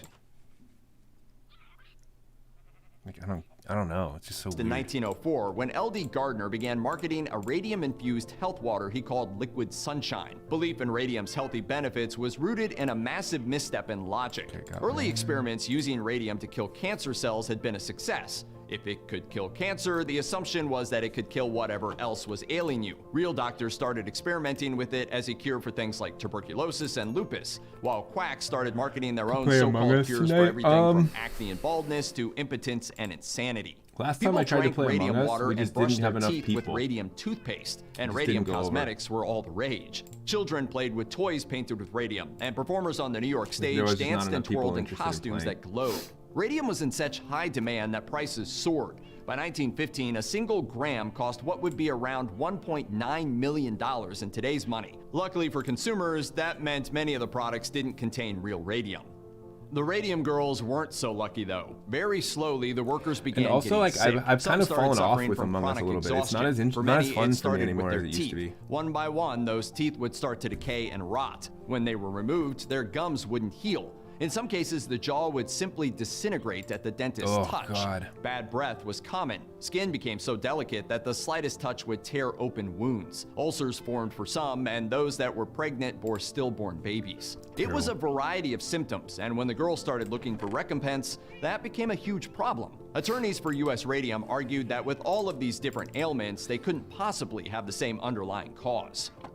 Unfortunately, there's no way to tell Bring it just in how your many chest. dial painters there were and how many died terrible, painful deaths. Of those we know about, many dial painters were typically in their 20s when they became really and truly ill. They were young women like Margaret Looney, who grew so weak her fiancé would pull her around in a wagon. And when she got so bad and pulled her up to where we used to have the picnic, she couldn't walk, so he just put her in the wagon, away we went. Bones Trying to think what crumbled, else I limbs need. were I got my amputated, food. spines were crushed I've under got their own glass, I've weight. got- The girls became anemic, bedridden, unable to think eat. I have the mine The carts pain was down there constant, already. and in the late 1930s, Where the enough roses were are dead good. or dying that they got national attention. U.S. Radium first tried to blame the girls' illness on an outbreak of syphilis, and it was years before the girls got their day in court. By that time, many testified from the same beds they would eventually die in, and they became known as the Society of the Living Dead. Companies didn't just try to blame the terrible illnesses on other causes, they absolutely took an active role in trying to cover up the truth. Margaret Looney was one of a family of 10 and would cover herself and her siblings with the radium paint. It took about 6 years for her to reach the end, and when she did finally collapse, she was at work when it happened. She was taken to a company hospital and her family was told she had been quarantined for diphtheria. She died in the hospital at just 24 years old. Her death was swept under the carpet, and it would come out later that doctors had been hired to find out what was wrong with the painters as early as 1925. Those doctors had assured Looney and her co-workers that they were perfectly healthy, despite all the evidence to the contrary. The lawsuit started in the mid-1920s, but it was shockingly difficult to even find an attorney to take the girls' case. Why? When radium painters sued U.S. Radium in 1927, they were told they had passed the 2-year statute of limitations for complaints. They didn't testify until 1928, and months of delays prompted the newspapers to pick up the story. Those women accepted an out-of-court settlement, and when Ottawa-based painters from the Radium Dial Company tried to sue in 1935, they ran into the same problems. They, however, refused to settle. It was another 2 years before their case was heard in court, and by then, Catherine Wolfe Donahue, one of the lead plaintiffs, had already collapsed at a previous hearing. She gave her testimony from her sickbed, and photos were plastered all over the country's newspapers. They won their case, but it was a guess I hollow could make victory. nether brick The fence girls right were there. often saddled with massive medical bills, and by the time medical bills and legal fees were paid, the Radium Girls got next to nothing for their pain and suffering. Even those that won an annual stipend didn't get much since they didn't live long enough to collect. There was another byproduct of the trial. The girls who were part of the so-called Society of the Living Dead weren't aided by their community. They were shunned. Writer and historian Kate Moore says that in spite of the fact that these were young mothers, wives, and girls who were dying, the communities they lived in just didn't want to acknowledge what was happening to them. After talking to locals and reading countless documents, she found that it was an overwhelming belief that they just needed to be quiet about the whole thing. Why? The jobs paid very well at a time when work was scarce. It was the Great Depression after all, and locals were afraid that if the Radium Girls won their case, that work would go away.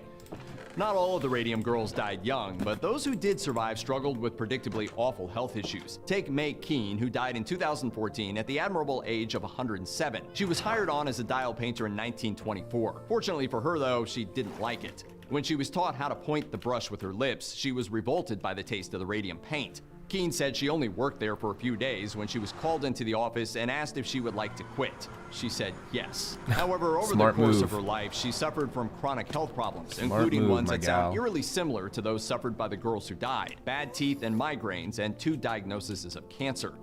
As it turns out, dying women and some guilty verdicts couldn't stop the radium paint industry. Catherine Donahue weighed less than 60 pounds when she died before Radium Dial finished appealing their case before the Supreme Court. In 1934, their president, Joseph Kelly, was kicked out of the company. But Radium Dial wouldn't be the last company he opened. After Radium Dial went out of business, Kelly simply moved to a building down the road and reopened as Luminous Processes. He hired a workforce from among the girls who had been put out of work when Radium Dial closed, and he kept them painting for a long time. It wasn't until 1976 that Luminous was fined by the Nuclear Regulatory Commission. That commission found that Luminous had been exposing their workers to radiation levels 1,666 times higher than regulations allowed. Assets were shuffled, Luminous closed, and the lawsuits that continued into the 1980s went largely unpaid. The Radium Girls weren't just sick, they were very literally radioactive. Molly McGeough was exhumed in 1927 in the hopes that her bones would give still living Radium Girls the evidence they needed to win in court. Reportedly, when her coffin was lifted out of the ground, her body actually glowed. That wasn't entirely surprising considering her bones were found to be highly radioactive.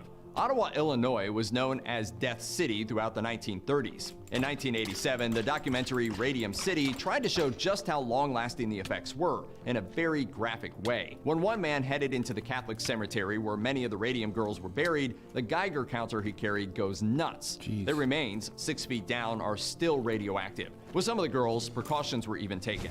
Margaret Looney and Catherine Donahue were buried in lead-lined coffins. And yes, devotees of radium-based health products are just as radioactive. Industrialist and golfer Eben Byers was the poster child for a drink called Radiothor and drank several bottles of it a day. Holes formed in his skull, his jaw fell off, and his bones began to crumble. He died in 1932 and was so radioactive that he was also buried in a lead-lined coffin.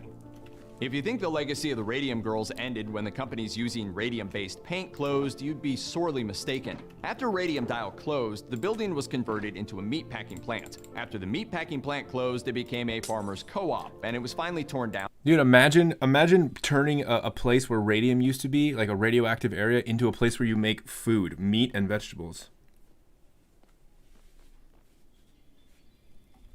In 1968. The rubble was used as fill around the city of Ottawa. The building that housed Luminous didn't fare much better. For right. years after the plant Let's see. closed, it was also used for storing meat. Eventually, 16 separate sites around Ottawa would become classified as Superfund sites, requiring long-term intensive hazardous waste removal. NPR Illinois says that many have been cleaned up, but as of 2018, there was at least one site that still remained a highly radioactive and terrifying legacy of the Radium Girls.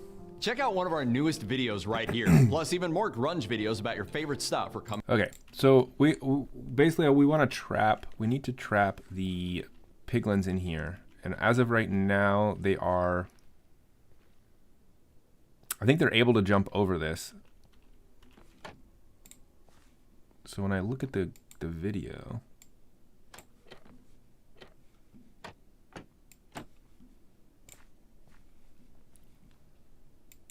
I'm gonna kind of go back real quick and see how he makes this.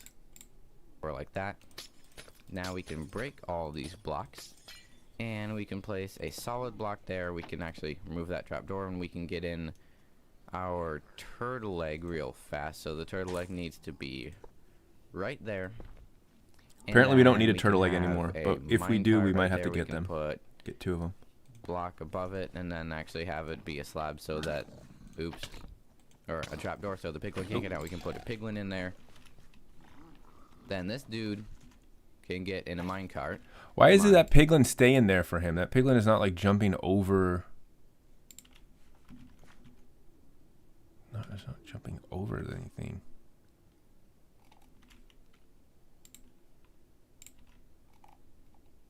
Okay.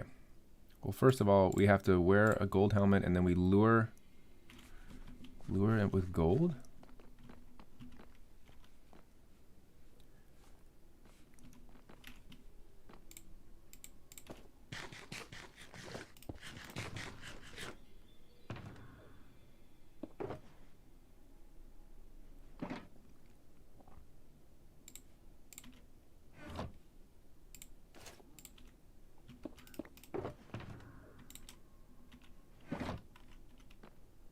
Okay, so we should be good now. No, I've got gold. I've got gold.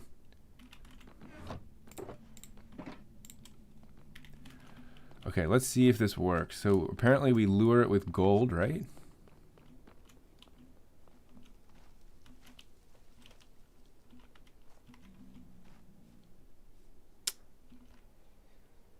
Oh, it's a zombie pig. So it can't be a zombie. Wait, is there? That's not one down there though.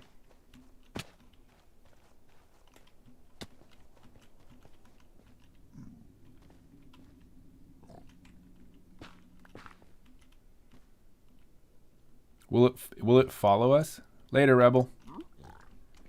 Oh, it picks the gold up. I see.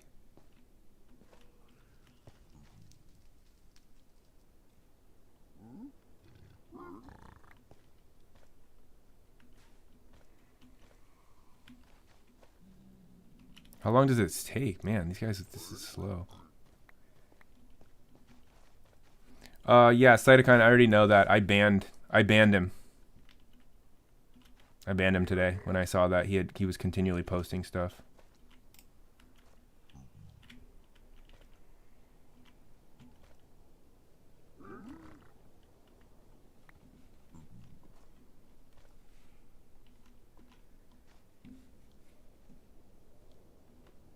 Wait, how do I get... Oh, he runs back to where he was before.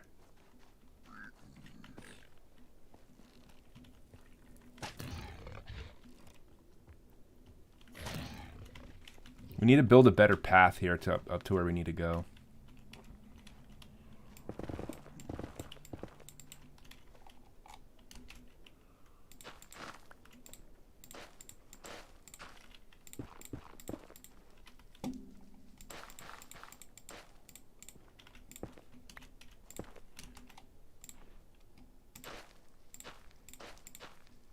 Goes up here, boom, boom, and then along here.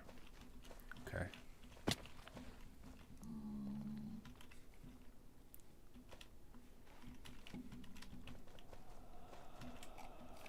Do I want some totems of undying?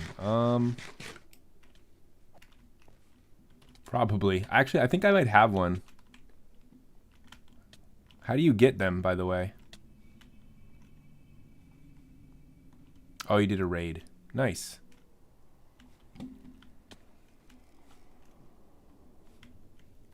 I've lost where this one guy went.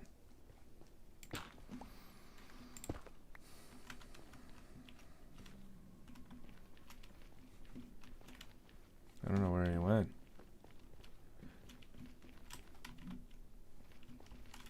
Dead end. It's gone.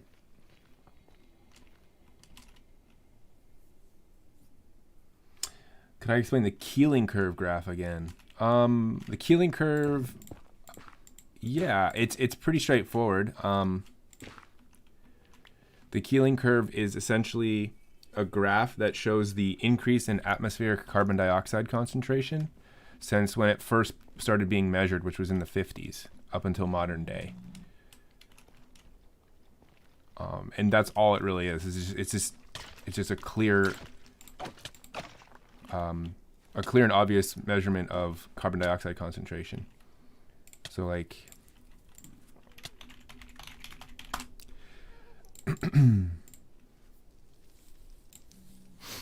right, so starting from, or I guess it looks like it was from the, it looks from the 60s. It just shows the atmospheric levels of carbon dioxide have increased from 320 in 1965 up until today, where it's at like over 400 parts per million. So completely increased. I mean, that's all the Keeling curve really is. It's just a curve that shows that atmospheric carbon dioxide has been going up steadily, but slowly but surely. Maybe not so slowly, but definitely surely over time. Where is that? So now I thought we were gonna have piglins. Wait, is that one up there? Is a baby one acceptable?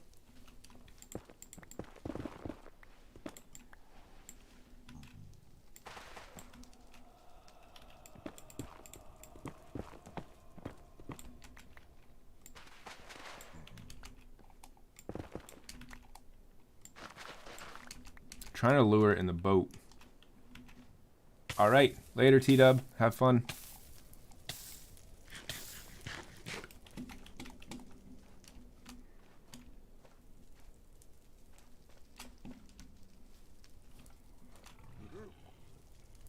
Oh, we got plenty over here. Ah.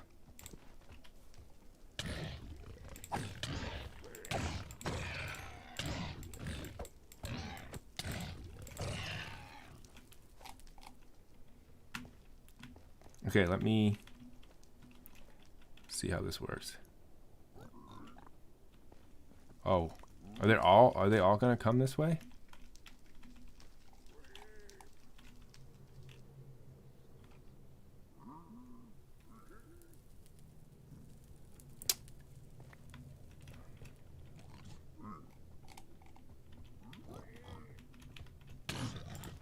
Get out of here.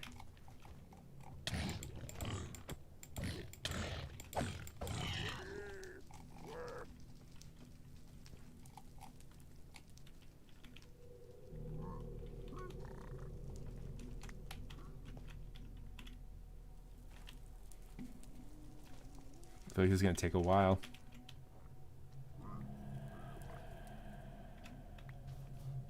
Well, actually, I can just lay a trail down and it should follow the trail, right?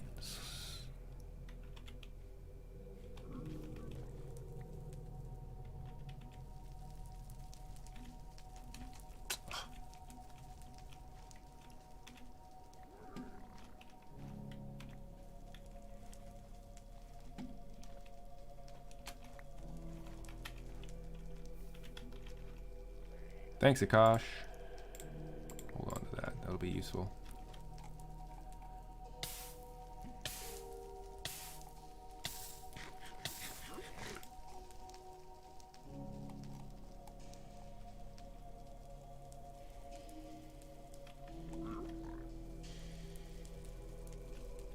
This is actually really unreliable.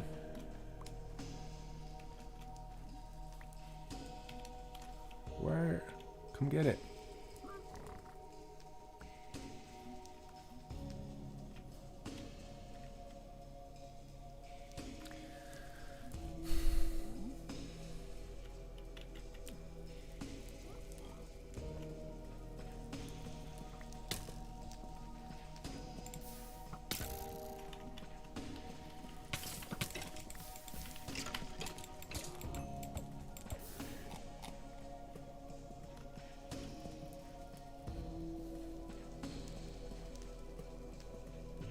Use the boat?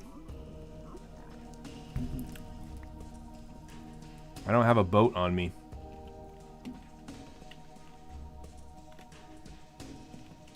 But I suppose I could run back and get one. I guess that probably would be faster, huh?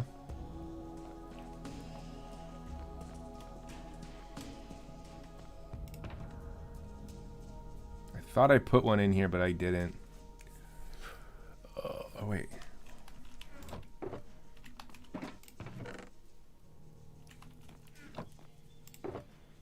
There's a boat.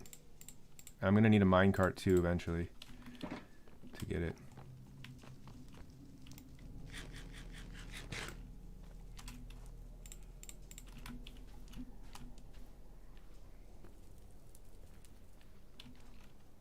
Yeah, for whatever reason, those piglins, they really don't like to follow the gold that well. They kind of bounce. These things are so annoying.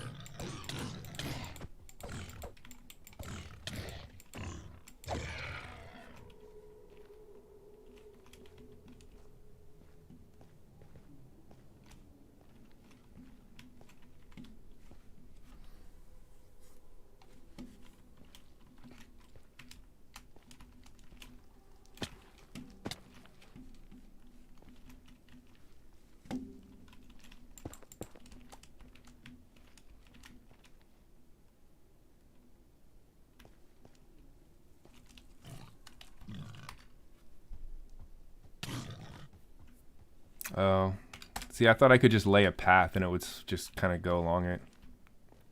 So, can't do that.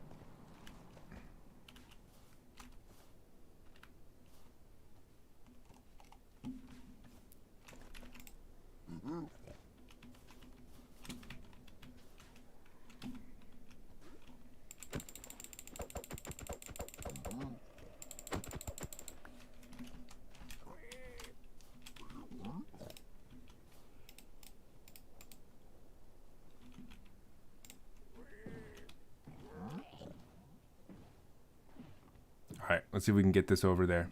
This should work. How do I go down without dying, though? That's the real question. Slowly. But surely.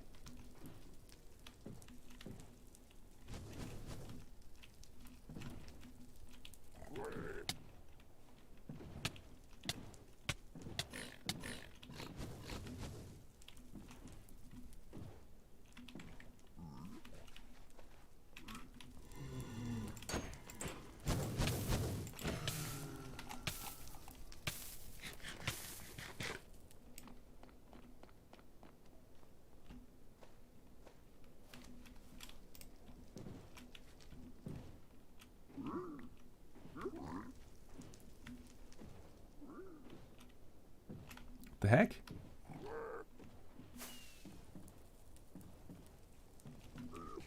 Why am I stuck?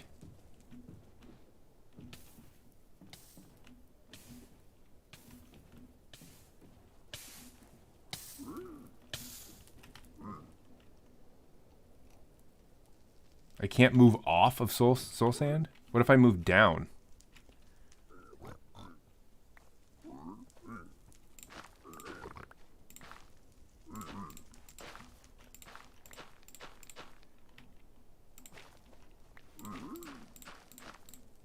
Like that, right? Then we can move along this.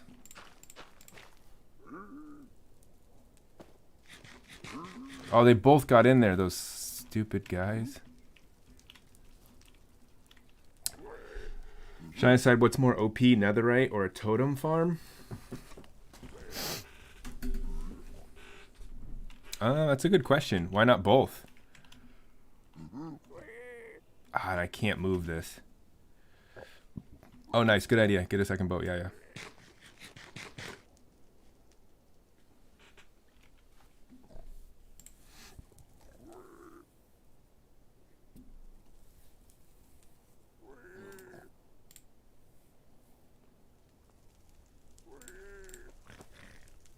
Ashi for 6 is genetic terms, talking about mutations in DNA and also things like inheritance.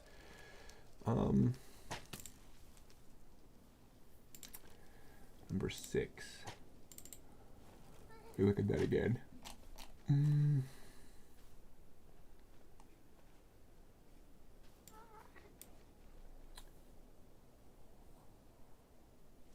Yeah, explain it in genetic terms.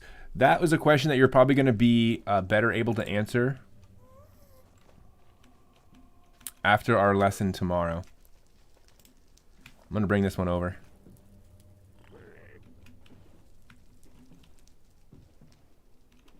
You'll be better able to answer that tomorrow for sure. Oh no, we're not going to be able to go up. So we're going to have to put this one in the... We're going to put this one in the down there.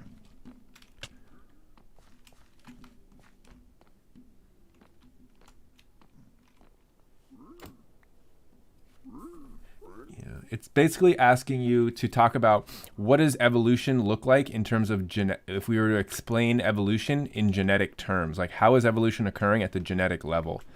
And we're going to talk a lot about that on Thursday, Friday. So you'll be able to complete your M&M lab by then.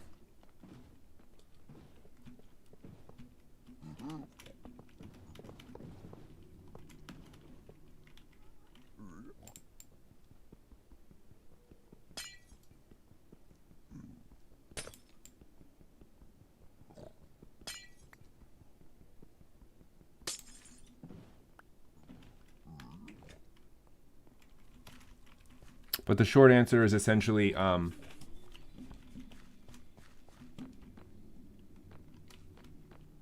there you go. They got that correct.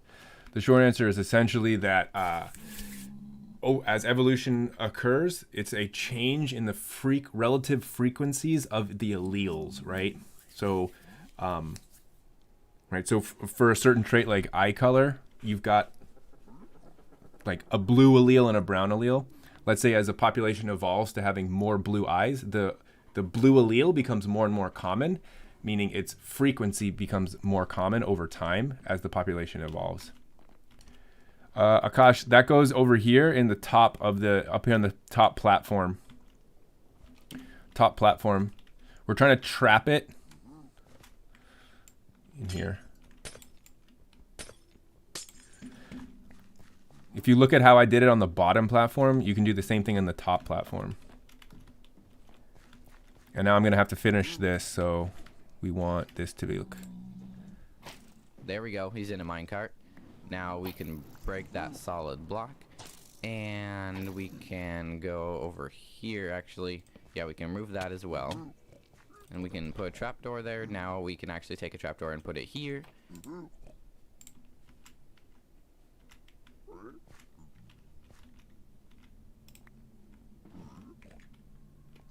I wonder if this is going to work with a... I'm hoping this is going to work with a...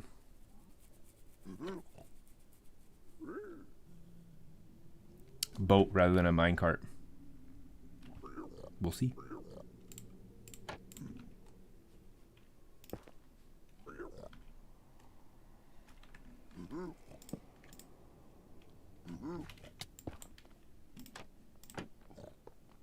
Oops, that's not going the right way. It's supposed to flip down, right? And then wall there, wall there. It's supposed to flip down. All right. Later, Nate. Have a good one, man. Thanks for stopping in as usual. Always nice to have you here.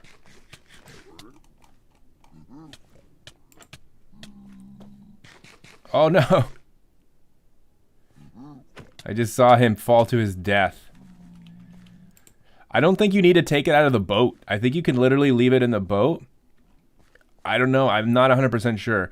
I'm going to try and leave it in the boat and see if this works. If the farm isn't working because it's in a boat, or I can't finish building this because it's a boat, I'm going to switch it to a minecart. But it's like, I don't even want to bother having to do that extra step if I don't need to. So. But this isn't right. This needs to go.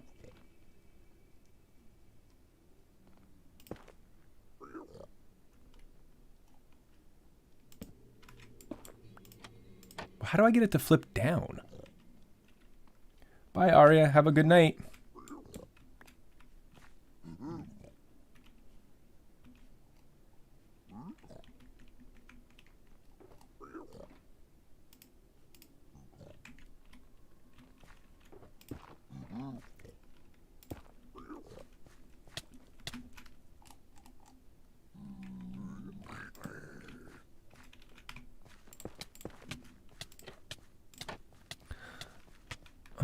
I don't know what's happening. Wait. there. And that's pretty much what has to be done for the piglins. So now, Wither Skeleton. Put a block here? Like, alright, I can't see. This is too small.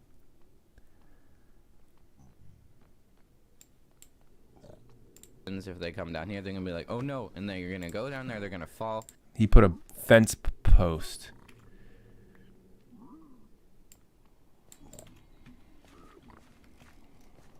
Put a fence post there.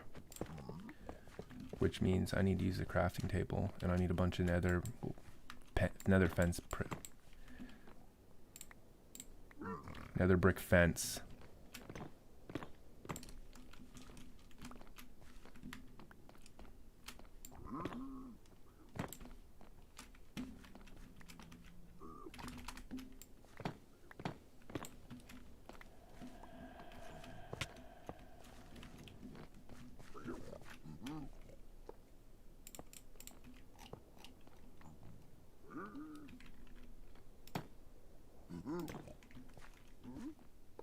Wait, what did he put there? What is that? It's gonna be excellent. And if It's we not a go full block, but up it's also here- not a full... Oh, it's a wall. It's a wall. It's not a fence post. I mean, maybe a fence post would work. I just don't want to risk it. It's a wall. Well, where's a wall?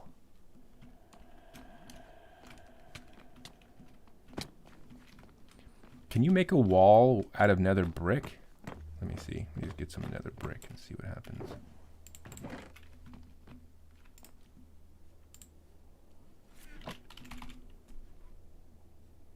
Nether brick wall. Yep. No, you can.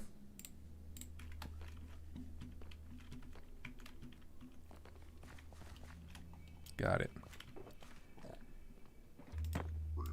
That's what he did, like that. So that's like that, and then when this goes down, they walk in here and they go straight, they fall to their death.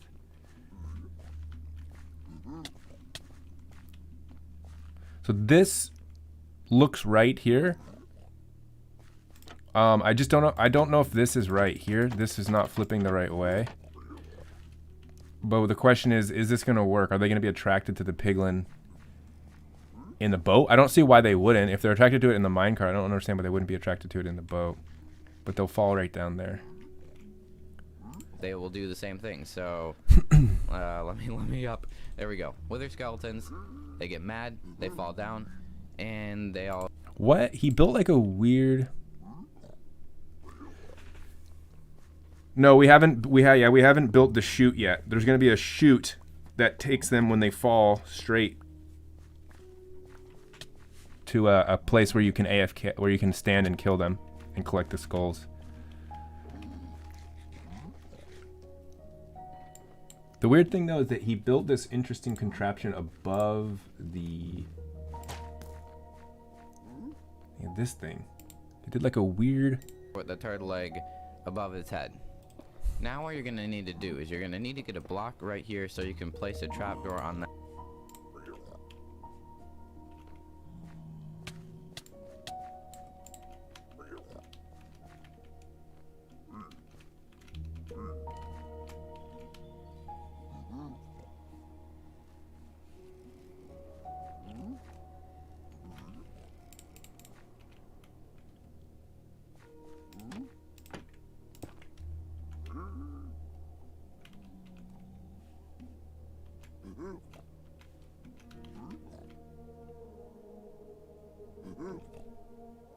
That side of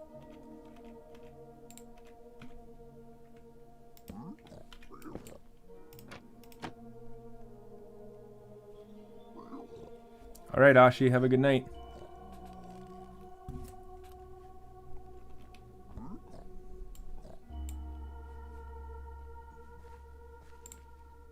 it. Then you're gonna go over here. You're gonna place a trapdoor on that side. You're gonna do that over here and over there. So trapdoor, trapdoor, And now you're gonna place a trapdoor on top of each one of these and open them into the middle like that. Why? And you can go ahead, you can place in a trapdoor in the middle. Actually, we can't because the turtle leg's there. Never mind. So you can place a trapdoor right there, and now this dude should be safe. Should be safe. Maybe he wouldn't have been safe otherwise because something could have spawned on top.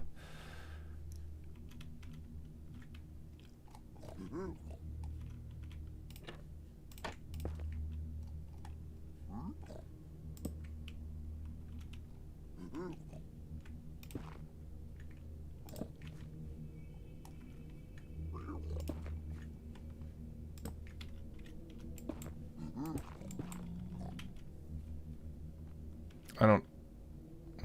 Okay. I mean, this thing is above it. I don't know.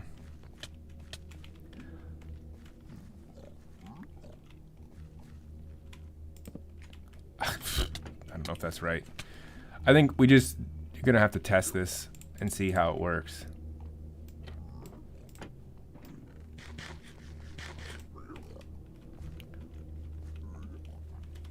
I don't know what the point of the turtle egg is, but I read a comment on the video that said turtle egg is not needed anymore for this. So. I mean, you could place one if you want. It's supposed to go right over its head. Like right on top of its head.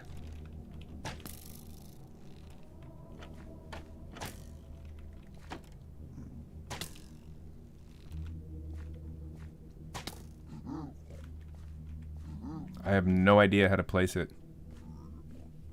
I can try.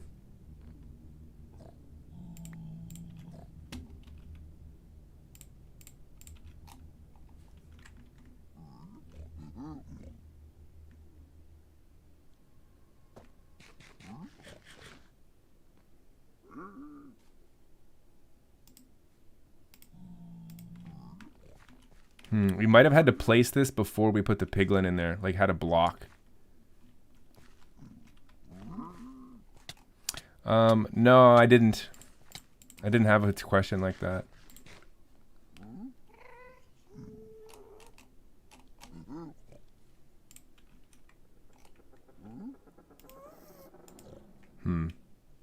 Well, let's save this turtle egg for later in case we need it, but right now we can't place it. So if we're gonna use it, we'll have to like redo the whole thing, for at least for right now.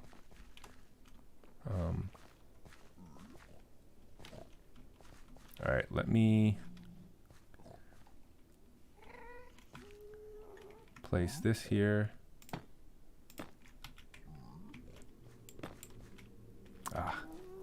More wall material.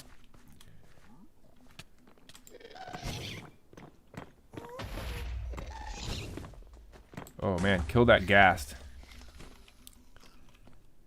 It's gonna mess up our whole thing if it shoots.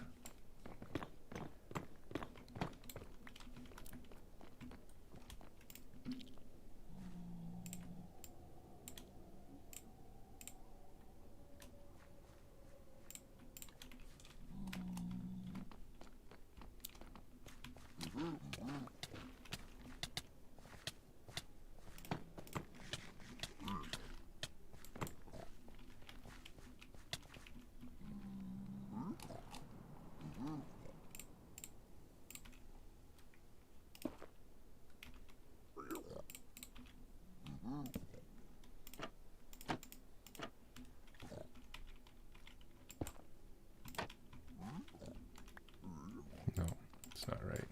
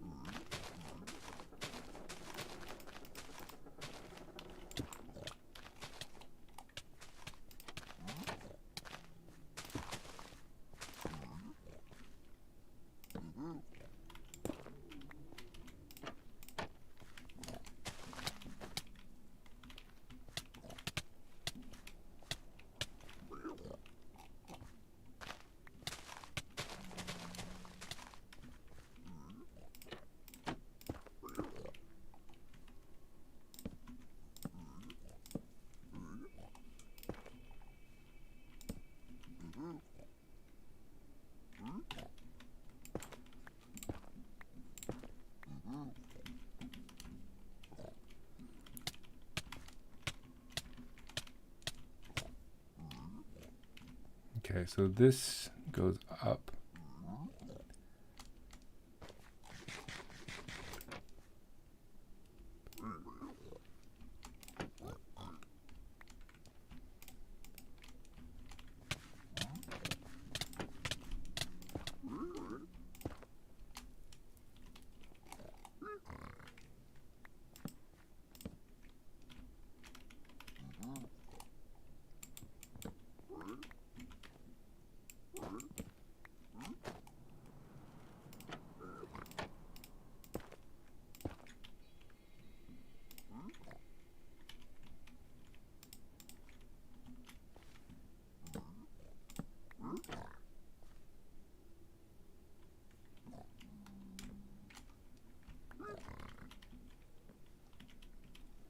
Okay.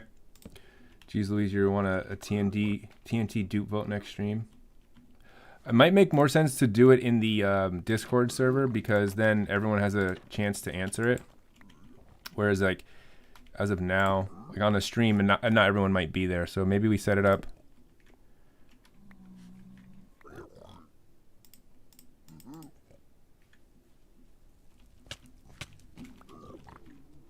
Okay. This is supposedly going to protect the piglin here. Oh. How do we do a, does anyone know how to do a poll in Discord? I've never tried to make one in Discord, so I don't know how it works.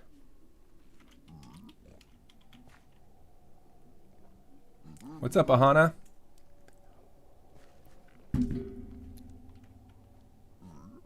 Just a message and have reactions be a poll. Got it. Makes sense.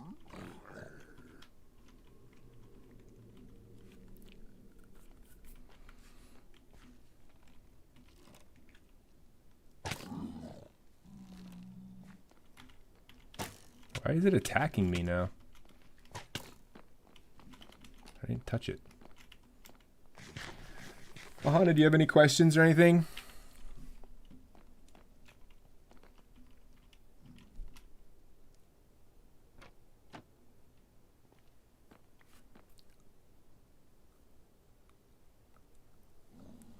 Man, Billy Bob, did you survive that fall? Okay. That was crazy. I just saw you disappear, like you went right down.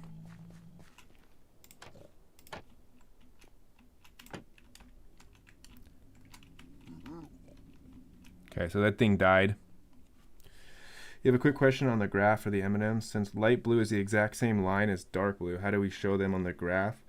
You can just make that line and then just call that line light and dark blue.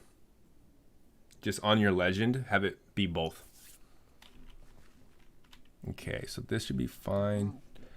Actually, Billy Bob, we could put the turtle egg here now, actually. So if I do that, and then I put the turtle egg here.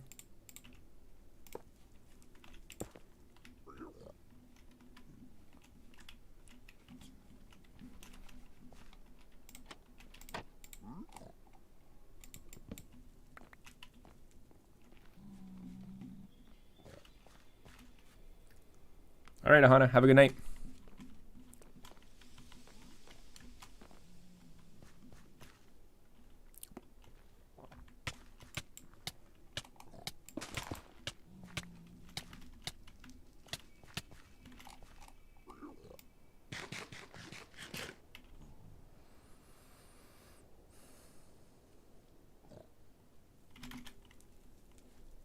All right, so this is looking good.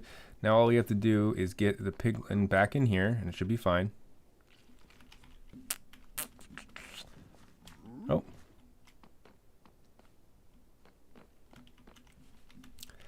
This one is set up pretty good too. That looks good.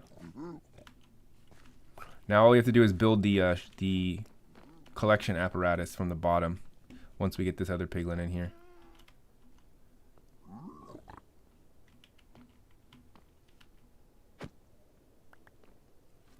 Totally not going to run my channel point bot.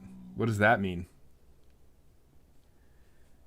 Oh, like a bot that would vote for something in the Discord?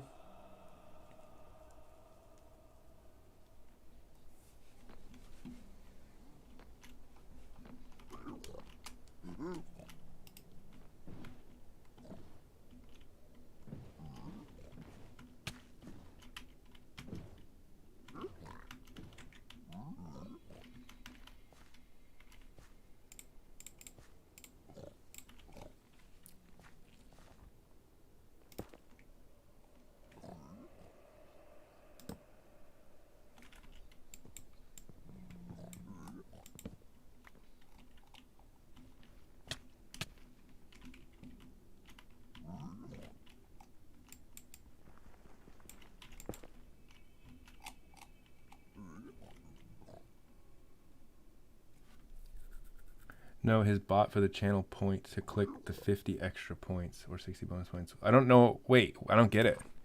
Is there bonus points that you guys are able to get somehow?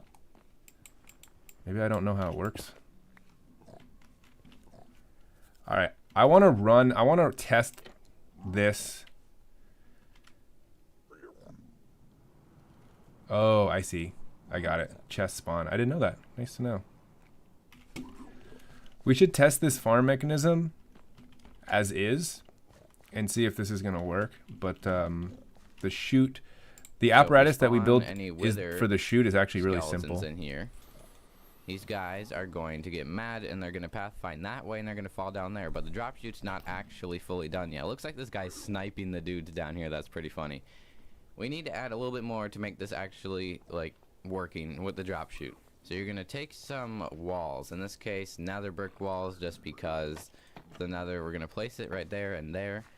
And now we're going to come down here and we're actually going to build up another one of these things for the piglins. And there, wall there. So now you're going to take cobblestone, or you're going to take walls, and they're going to go down like this. And you're also going to get some blocks, and you're going to just have a chute that's like this for the wither skeletons. At that point I had to figure out a lot of stuff like the height for dropping the wither skeletons and where to put a lava blade to stop half the wither skeletons from dying to fall damage, because obviously the two platforms are at different height levels. But, well, it took me a while to figure it out, and it is going to look different when you see it again, because I had to drain some of the lava because I had to actually extend it farther down into the lava. And so if you build it directly over lava, you will have to drain some lava, and if you build it like not over lava, you'll just have to dig down. But I do say specifically how far you need to dig down, and the lava blade is positioned 4 blocks underneath the bottom platform. And it's literally just a sign blocking some lava from falling down, so just a little bit of lava flows through the tunnel. You'll see what it is when I actually like show it. But yeah, I just wanted to explain that because it might seem a little confusing when I jump. From this platform, it's 1, 2, 3, 4, 5, 6, 7, 8, 9, 10, 11, 12, 13, 14, 15, 16, 17, 18, 19, 20, 21, 22, 23, 24, 25, 26, 27 blocks. And that's for this front side, but it's actually going to be 28 blocks because it has to go down one more. And then after 28 blocks of the walls and the glass, you're going to have soul sand at the bottom here. And you're going to then just put some hoppers underneath it for the collection system.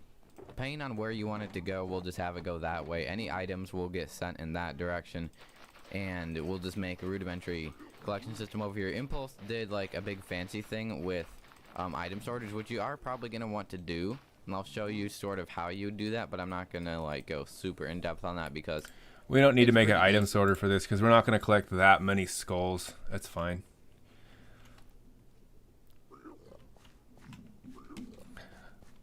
The hardest part is going to be building this tunnel now down.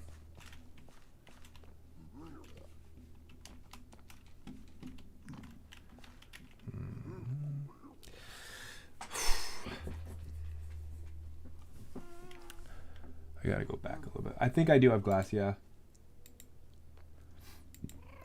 Okay, so.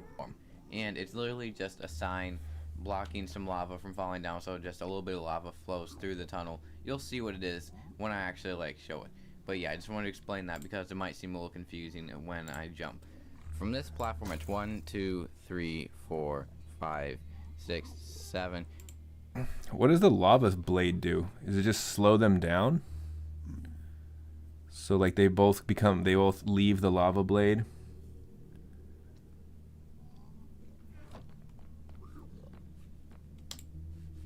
At the same velocity, and then they have the same fall damage? So your hydrate, sorry I didn't see that. You're a kid now, and geez Louise. I am still alive, Matt. Still kicking.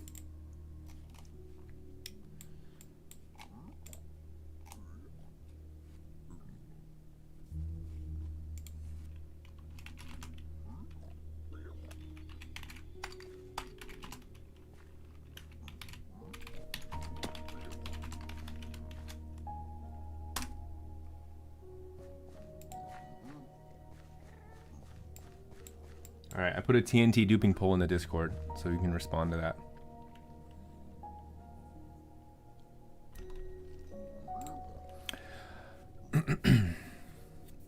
So if we do... Man, this makes it more complicated to have to do this, but I guess we'll just have to get some lava and make this, and I didn't see how far down it was. Through the tunnel. You'll see what it is when I actually like show it. But yeah, I just wanted to explain that because it might seem a little confusing when I jump. From this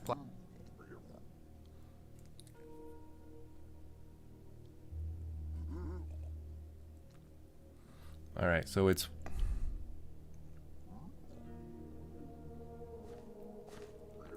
one. Probably not gonna be able to finish this tonight, I don't think. Let's see, I'm gonna go down.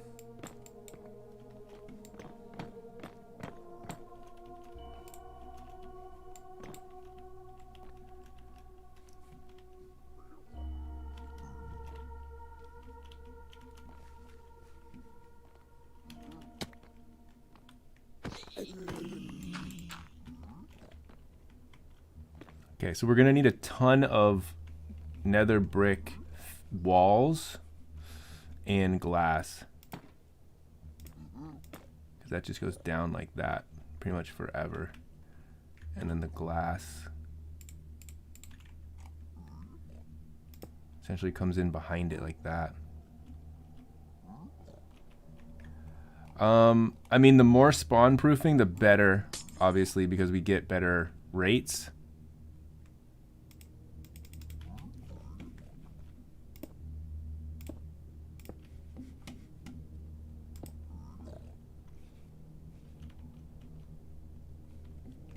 I need to build. I need to. Yeah, the spawn proofing is just something that's just we're gonna have to, like, you know, spam for a bunch of time. Just get it done.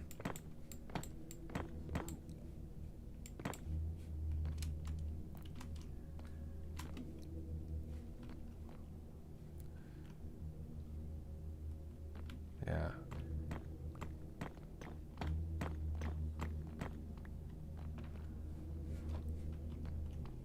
Billy Bob, are you making nether wall right now? Yes, you are. Got it.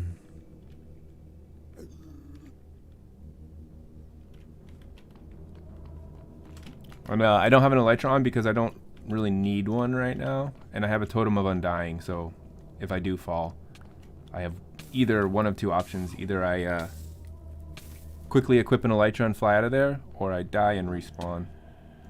Although I don't know how the Totem of Undying works. Do you get respawned, like, where you fall? Man, I think it sniped me from way over there.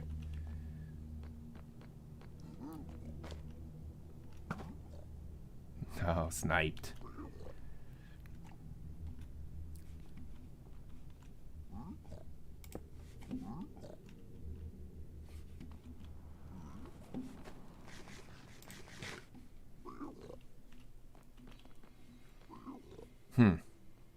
How is the best way to build something down like this?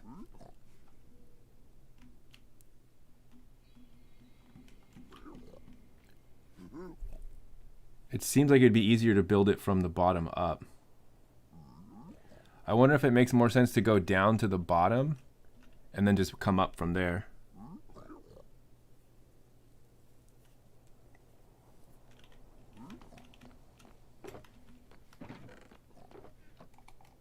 I think that makes more sense. So what I'll do is I'll go down there and build over.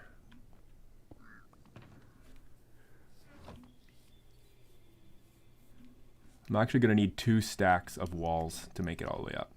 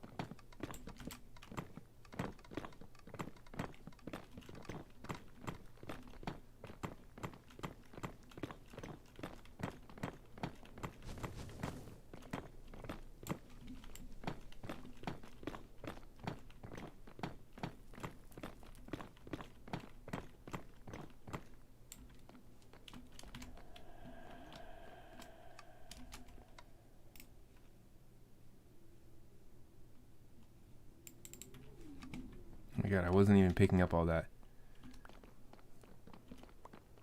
Do you have any of that nether brick? Yes, thank you.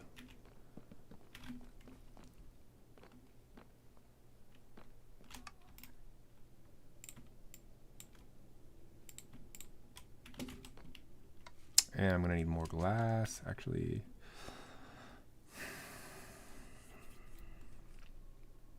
I don't need these rails anymore. Don't need that soul soil.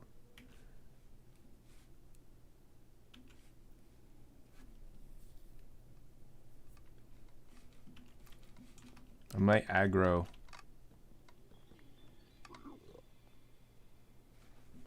Wait, if you open a chest, what about a shulker box? Does it aggro with a shulker box? Shoot. Because I need more glass. I don't have it in my inventory.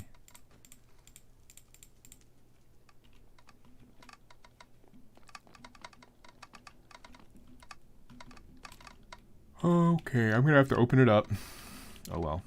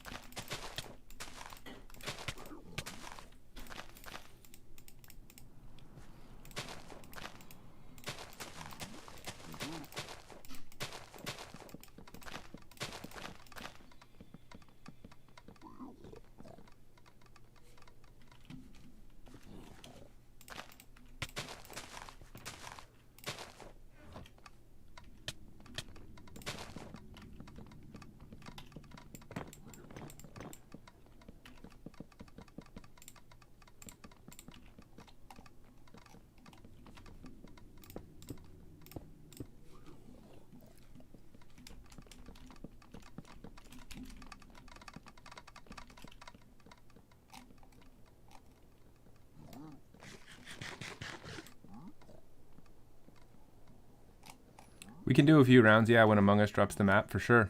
I've kind of fallen off the Among Us thing. It's not as fun for me as it used to be. But when their new map comes out, we can give it a shot, see what it's like.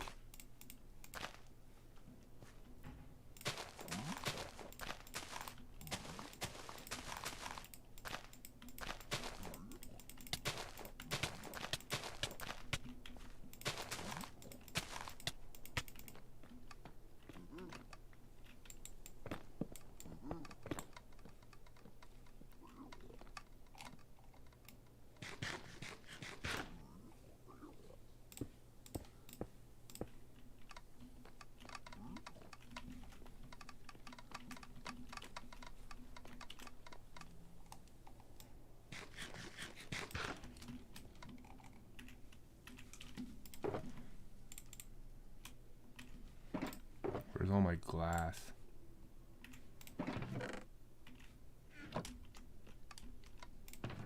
Oh, you know what? I probably didn't even bring enough glass, to be honest.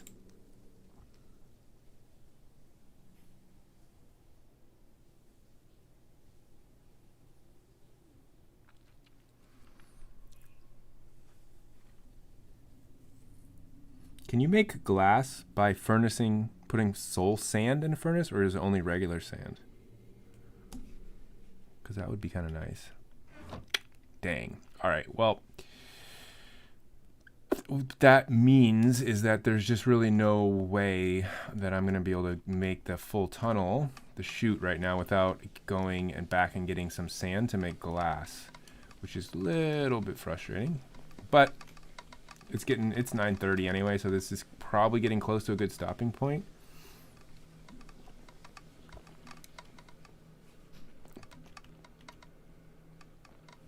Gold-plated ground. That clicking sound is actually kind of a nice, I like that. A nice sound.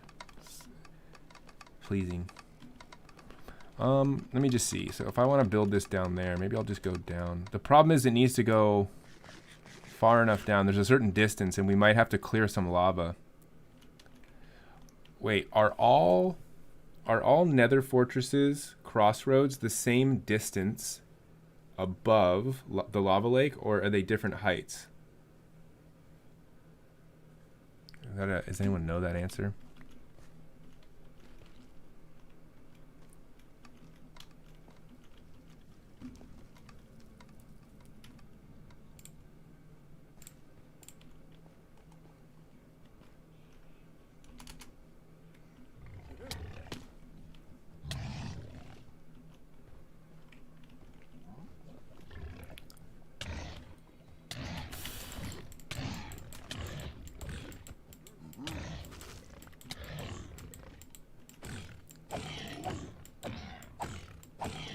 Jeez, these things are strong. How far does the chute go down? That's a good question. I have to listen. Platform edge 1, 2, 3, 4, 5, 6, 7, 8, 9, 10, 11, 12, 13, 14, 15, 16, 17, 18, 19, 20, 21, 22, 23, 24, 25, 26, 27 blocks. And 27. that's for this front side, but it's actually going to be 28 blocks because this is way less than 20. This is way more than 28 for sure. And I actually then have enough materials to do it.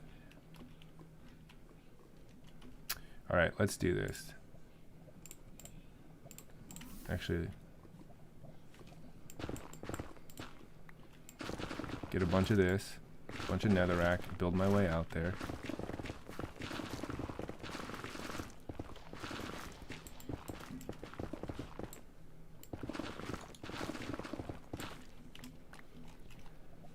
Or crimson nylium.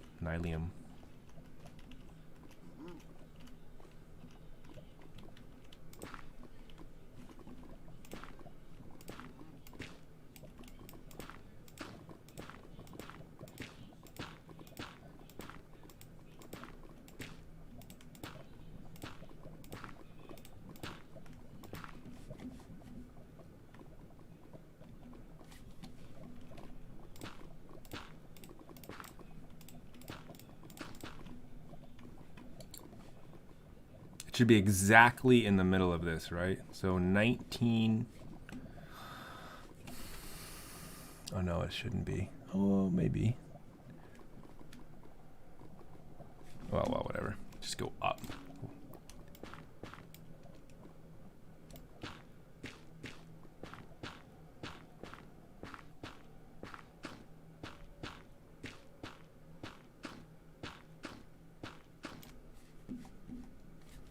Oh yeah, this is way tall enough. This is actually going to be good.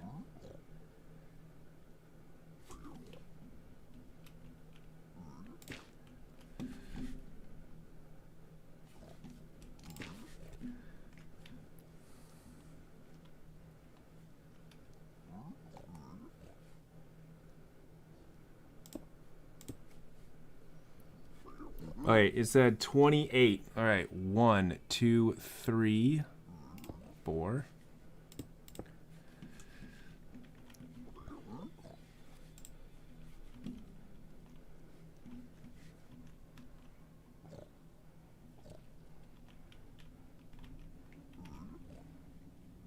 $27 in front, 28 in back. Thanks, Nate.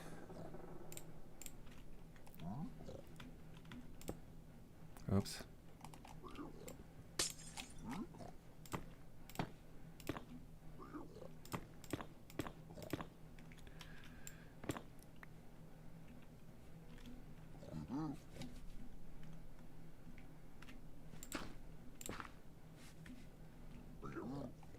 So that's 4. 1, 2, 3, 4. Okay, 4. 5. Actually, let's do this. 6, 7. Let's do 3 at a time.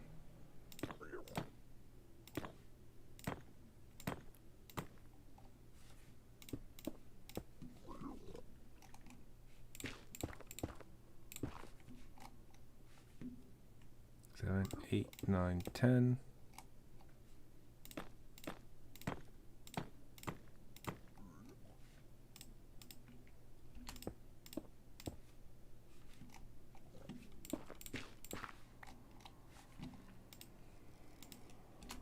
Thirteen, 14, 15.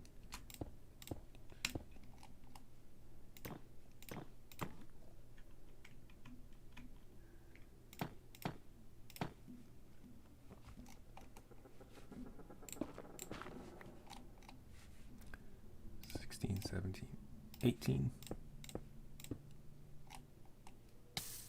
Oh! Holy cow. Jeez.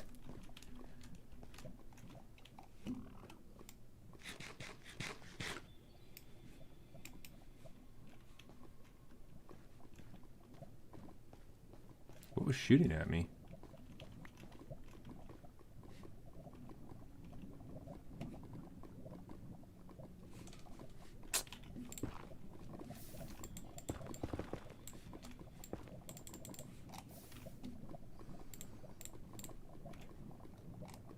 I was at 18, yeah? That's what I thought, yeah.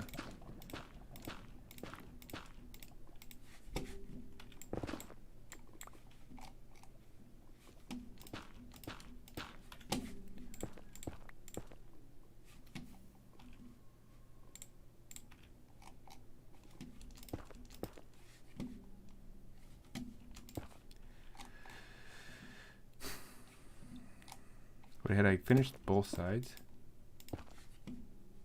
No, I have to do these.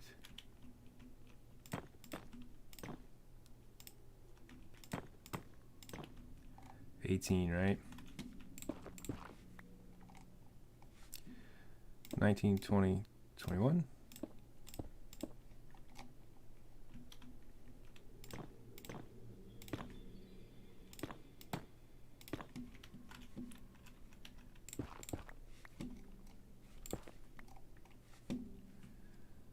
Uh, 22, 23, 24.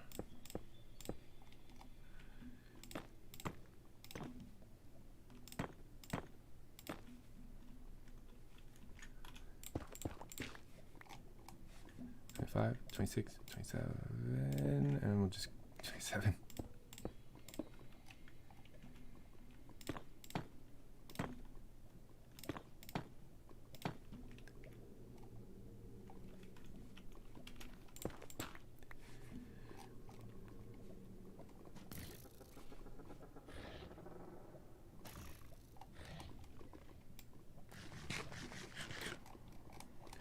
$27.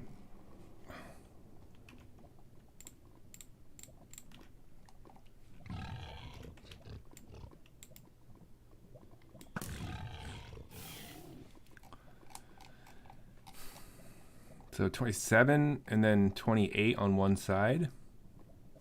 So we'll make this the back here. Wait, those look... Wait, did I count wrong?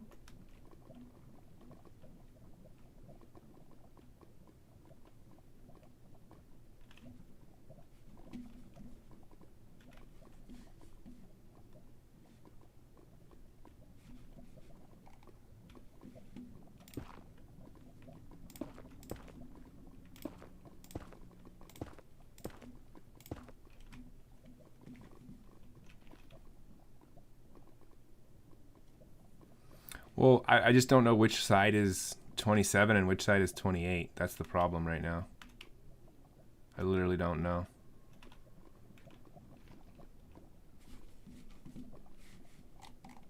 So I'll have to like go back up and count back down again. But I don't have enough blocks to go up that high. Yeah, both sides are the same. Right, both sides are the same, but I don't know if they're... I think they're 27. I think they're 27, and I think this is now 28 as the back side.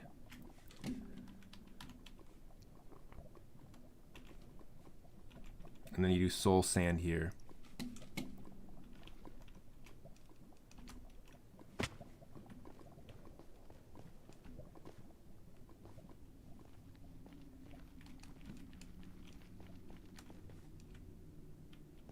And we're gonna have to do a lot of mob proofing. This is unfortunate.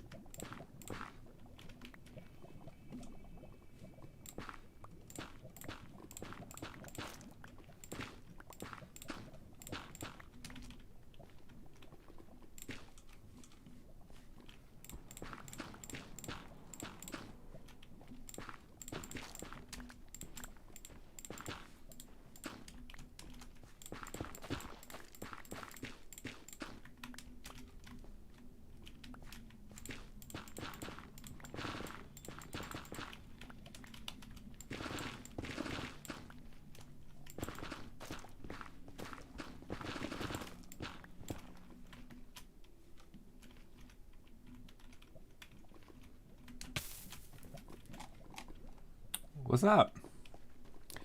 Amy and Samuel. Nice to see you guys again. It's been a while. How are things going?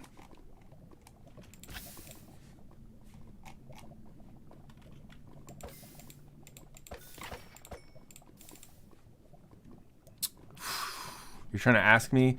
You're trying to start something? Trying to get some divisiveness between you two? You know I can't say who my favorite student is.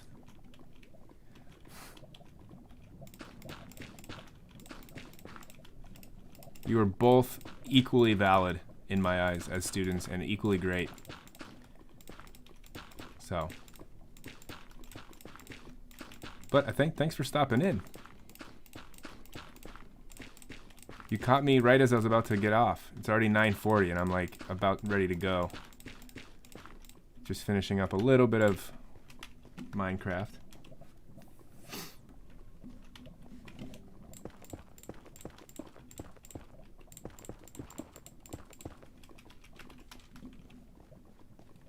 Okay, I'm gonna have to delete all this anyway, actually, because we're gonna have to mob proof it.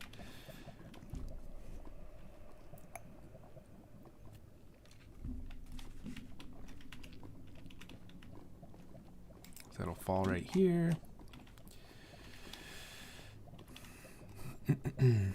What classes do I teach? I teach bio, as you know. I'm actually gonna get rid of all this. Shoot, I shouldn't have done that. I teach bio and I teach and AP Environmental Science. Those are my two courses. And I probably what I'll be teaching next year too. I don't see why I wouldn't be teaching those either.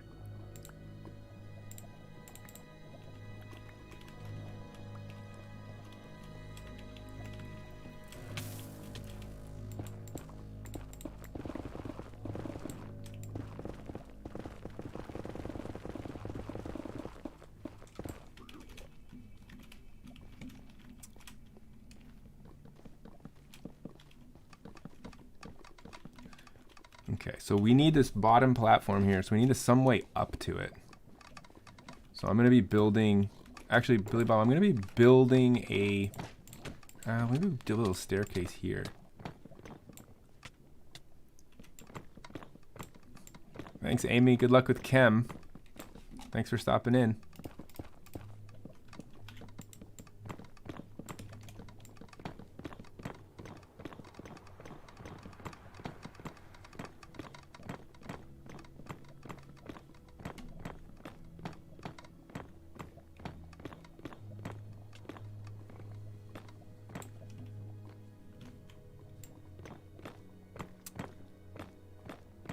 So we need a platform where we can get the skeletons. So this is actually going to be pretty good height here.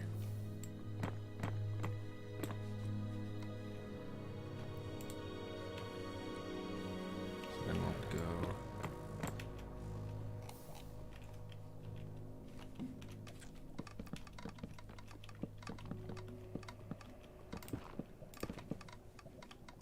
We gotta go up that way.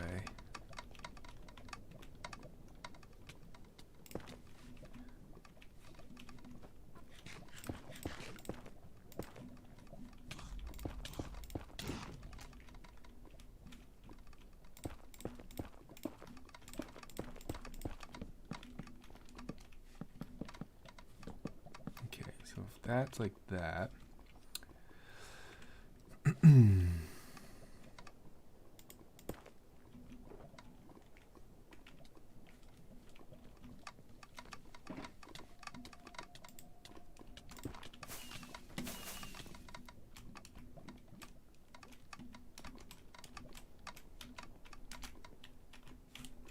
Ugh.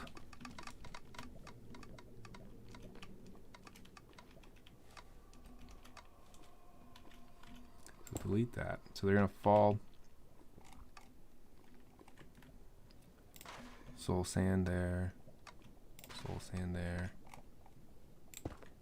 Soul sand in the middle. Boom.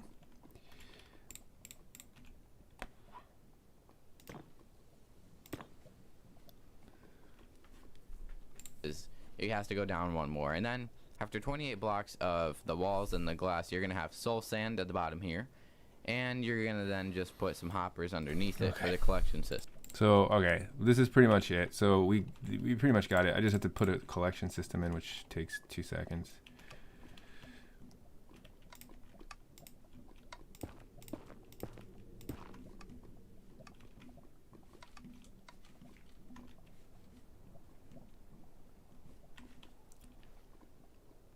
Okay, so they fall there, and you just hack away at them.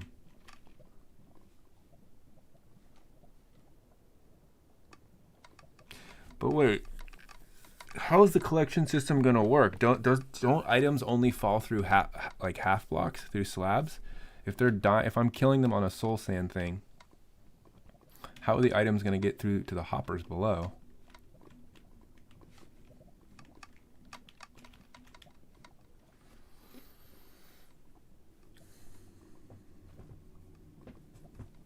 That is something that we will have to figure out. Oh, but I also have to install I have to install that lava blade. That might be what we do next time. System.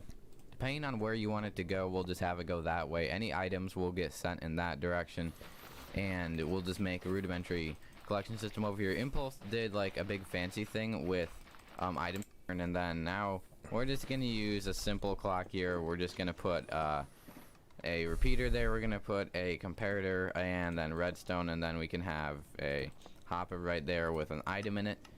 That'll just be a constant clock. You can turn it off by getting rid of the item if you want to, so you only need one. Anyways, now you can build this up as far as you want, and this is an alternative to the dropper elevator, which is more work. So as you can see, if we kill these guys in here like that, then all their stuff is going to get sent up that tube, and it'll just get spit out the top. The way you can funnel that and make it actually go where you want it to go is just by placing some ice. In this case, oops, well, did not spell that correctly. Why does that matter? Why do you want to pump it upwards? So this right here is the pattern that you'd want to have at the top to get the items in, but then you can just have like some hoppers going off in that direction, and then down here you could actually put in your sorting systems. You can have hoppers facing in that direction. You can place in the sorting system. So you'd have 2 hoppers like that, and then you would take your blocks like this. You would extend that out 3, and then you'd go down. Then you'd have blocks right there, and then blocks right there. Actually, we're gonna have to, where'd my repeater go? There we go. We're gonna have to break that block, just place in those repeaters, and then over here you can put in comparators, and then you can get redstone. Dude, just place it on those blocks. another and then gas? You can take the torch, can place the torches right there. Then you can have just hoppers going down, and then you can start your double chests right here for the collection area. So double chest, oops, and then right here double chest, and double chest like that. And then if we come around to the back here, we can place in our hoppers that go into that, and then we can configure these to sort items. So let's have that. Alright. Okay, it doesn't seem like it really matters where the lava blade goes to slow them. Okay. Alright, I'm done. I'll do that tomorrow. Alright, everybody. This was fun. I will see you all tomorrow. Have a good night. And, yeah. Enjoy. Get some sleep, everybody.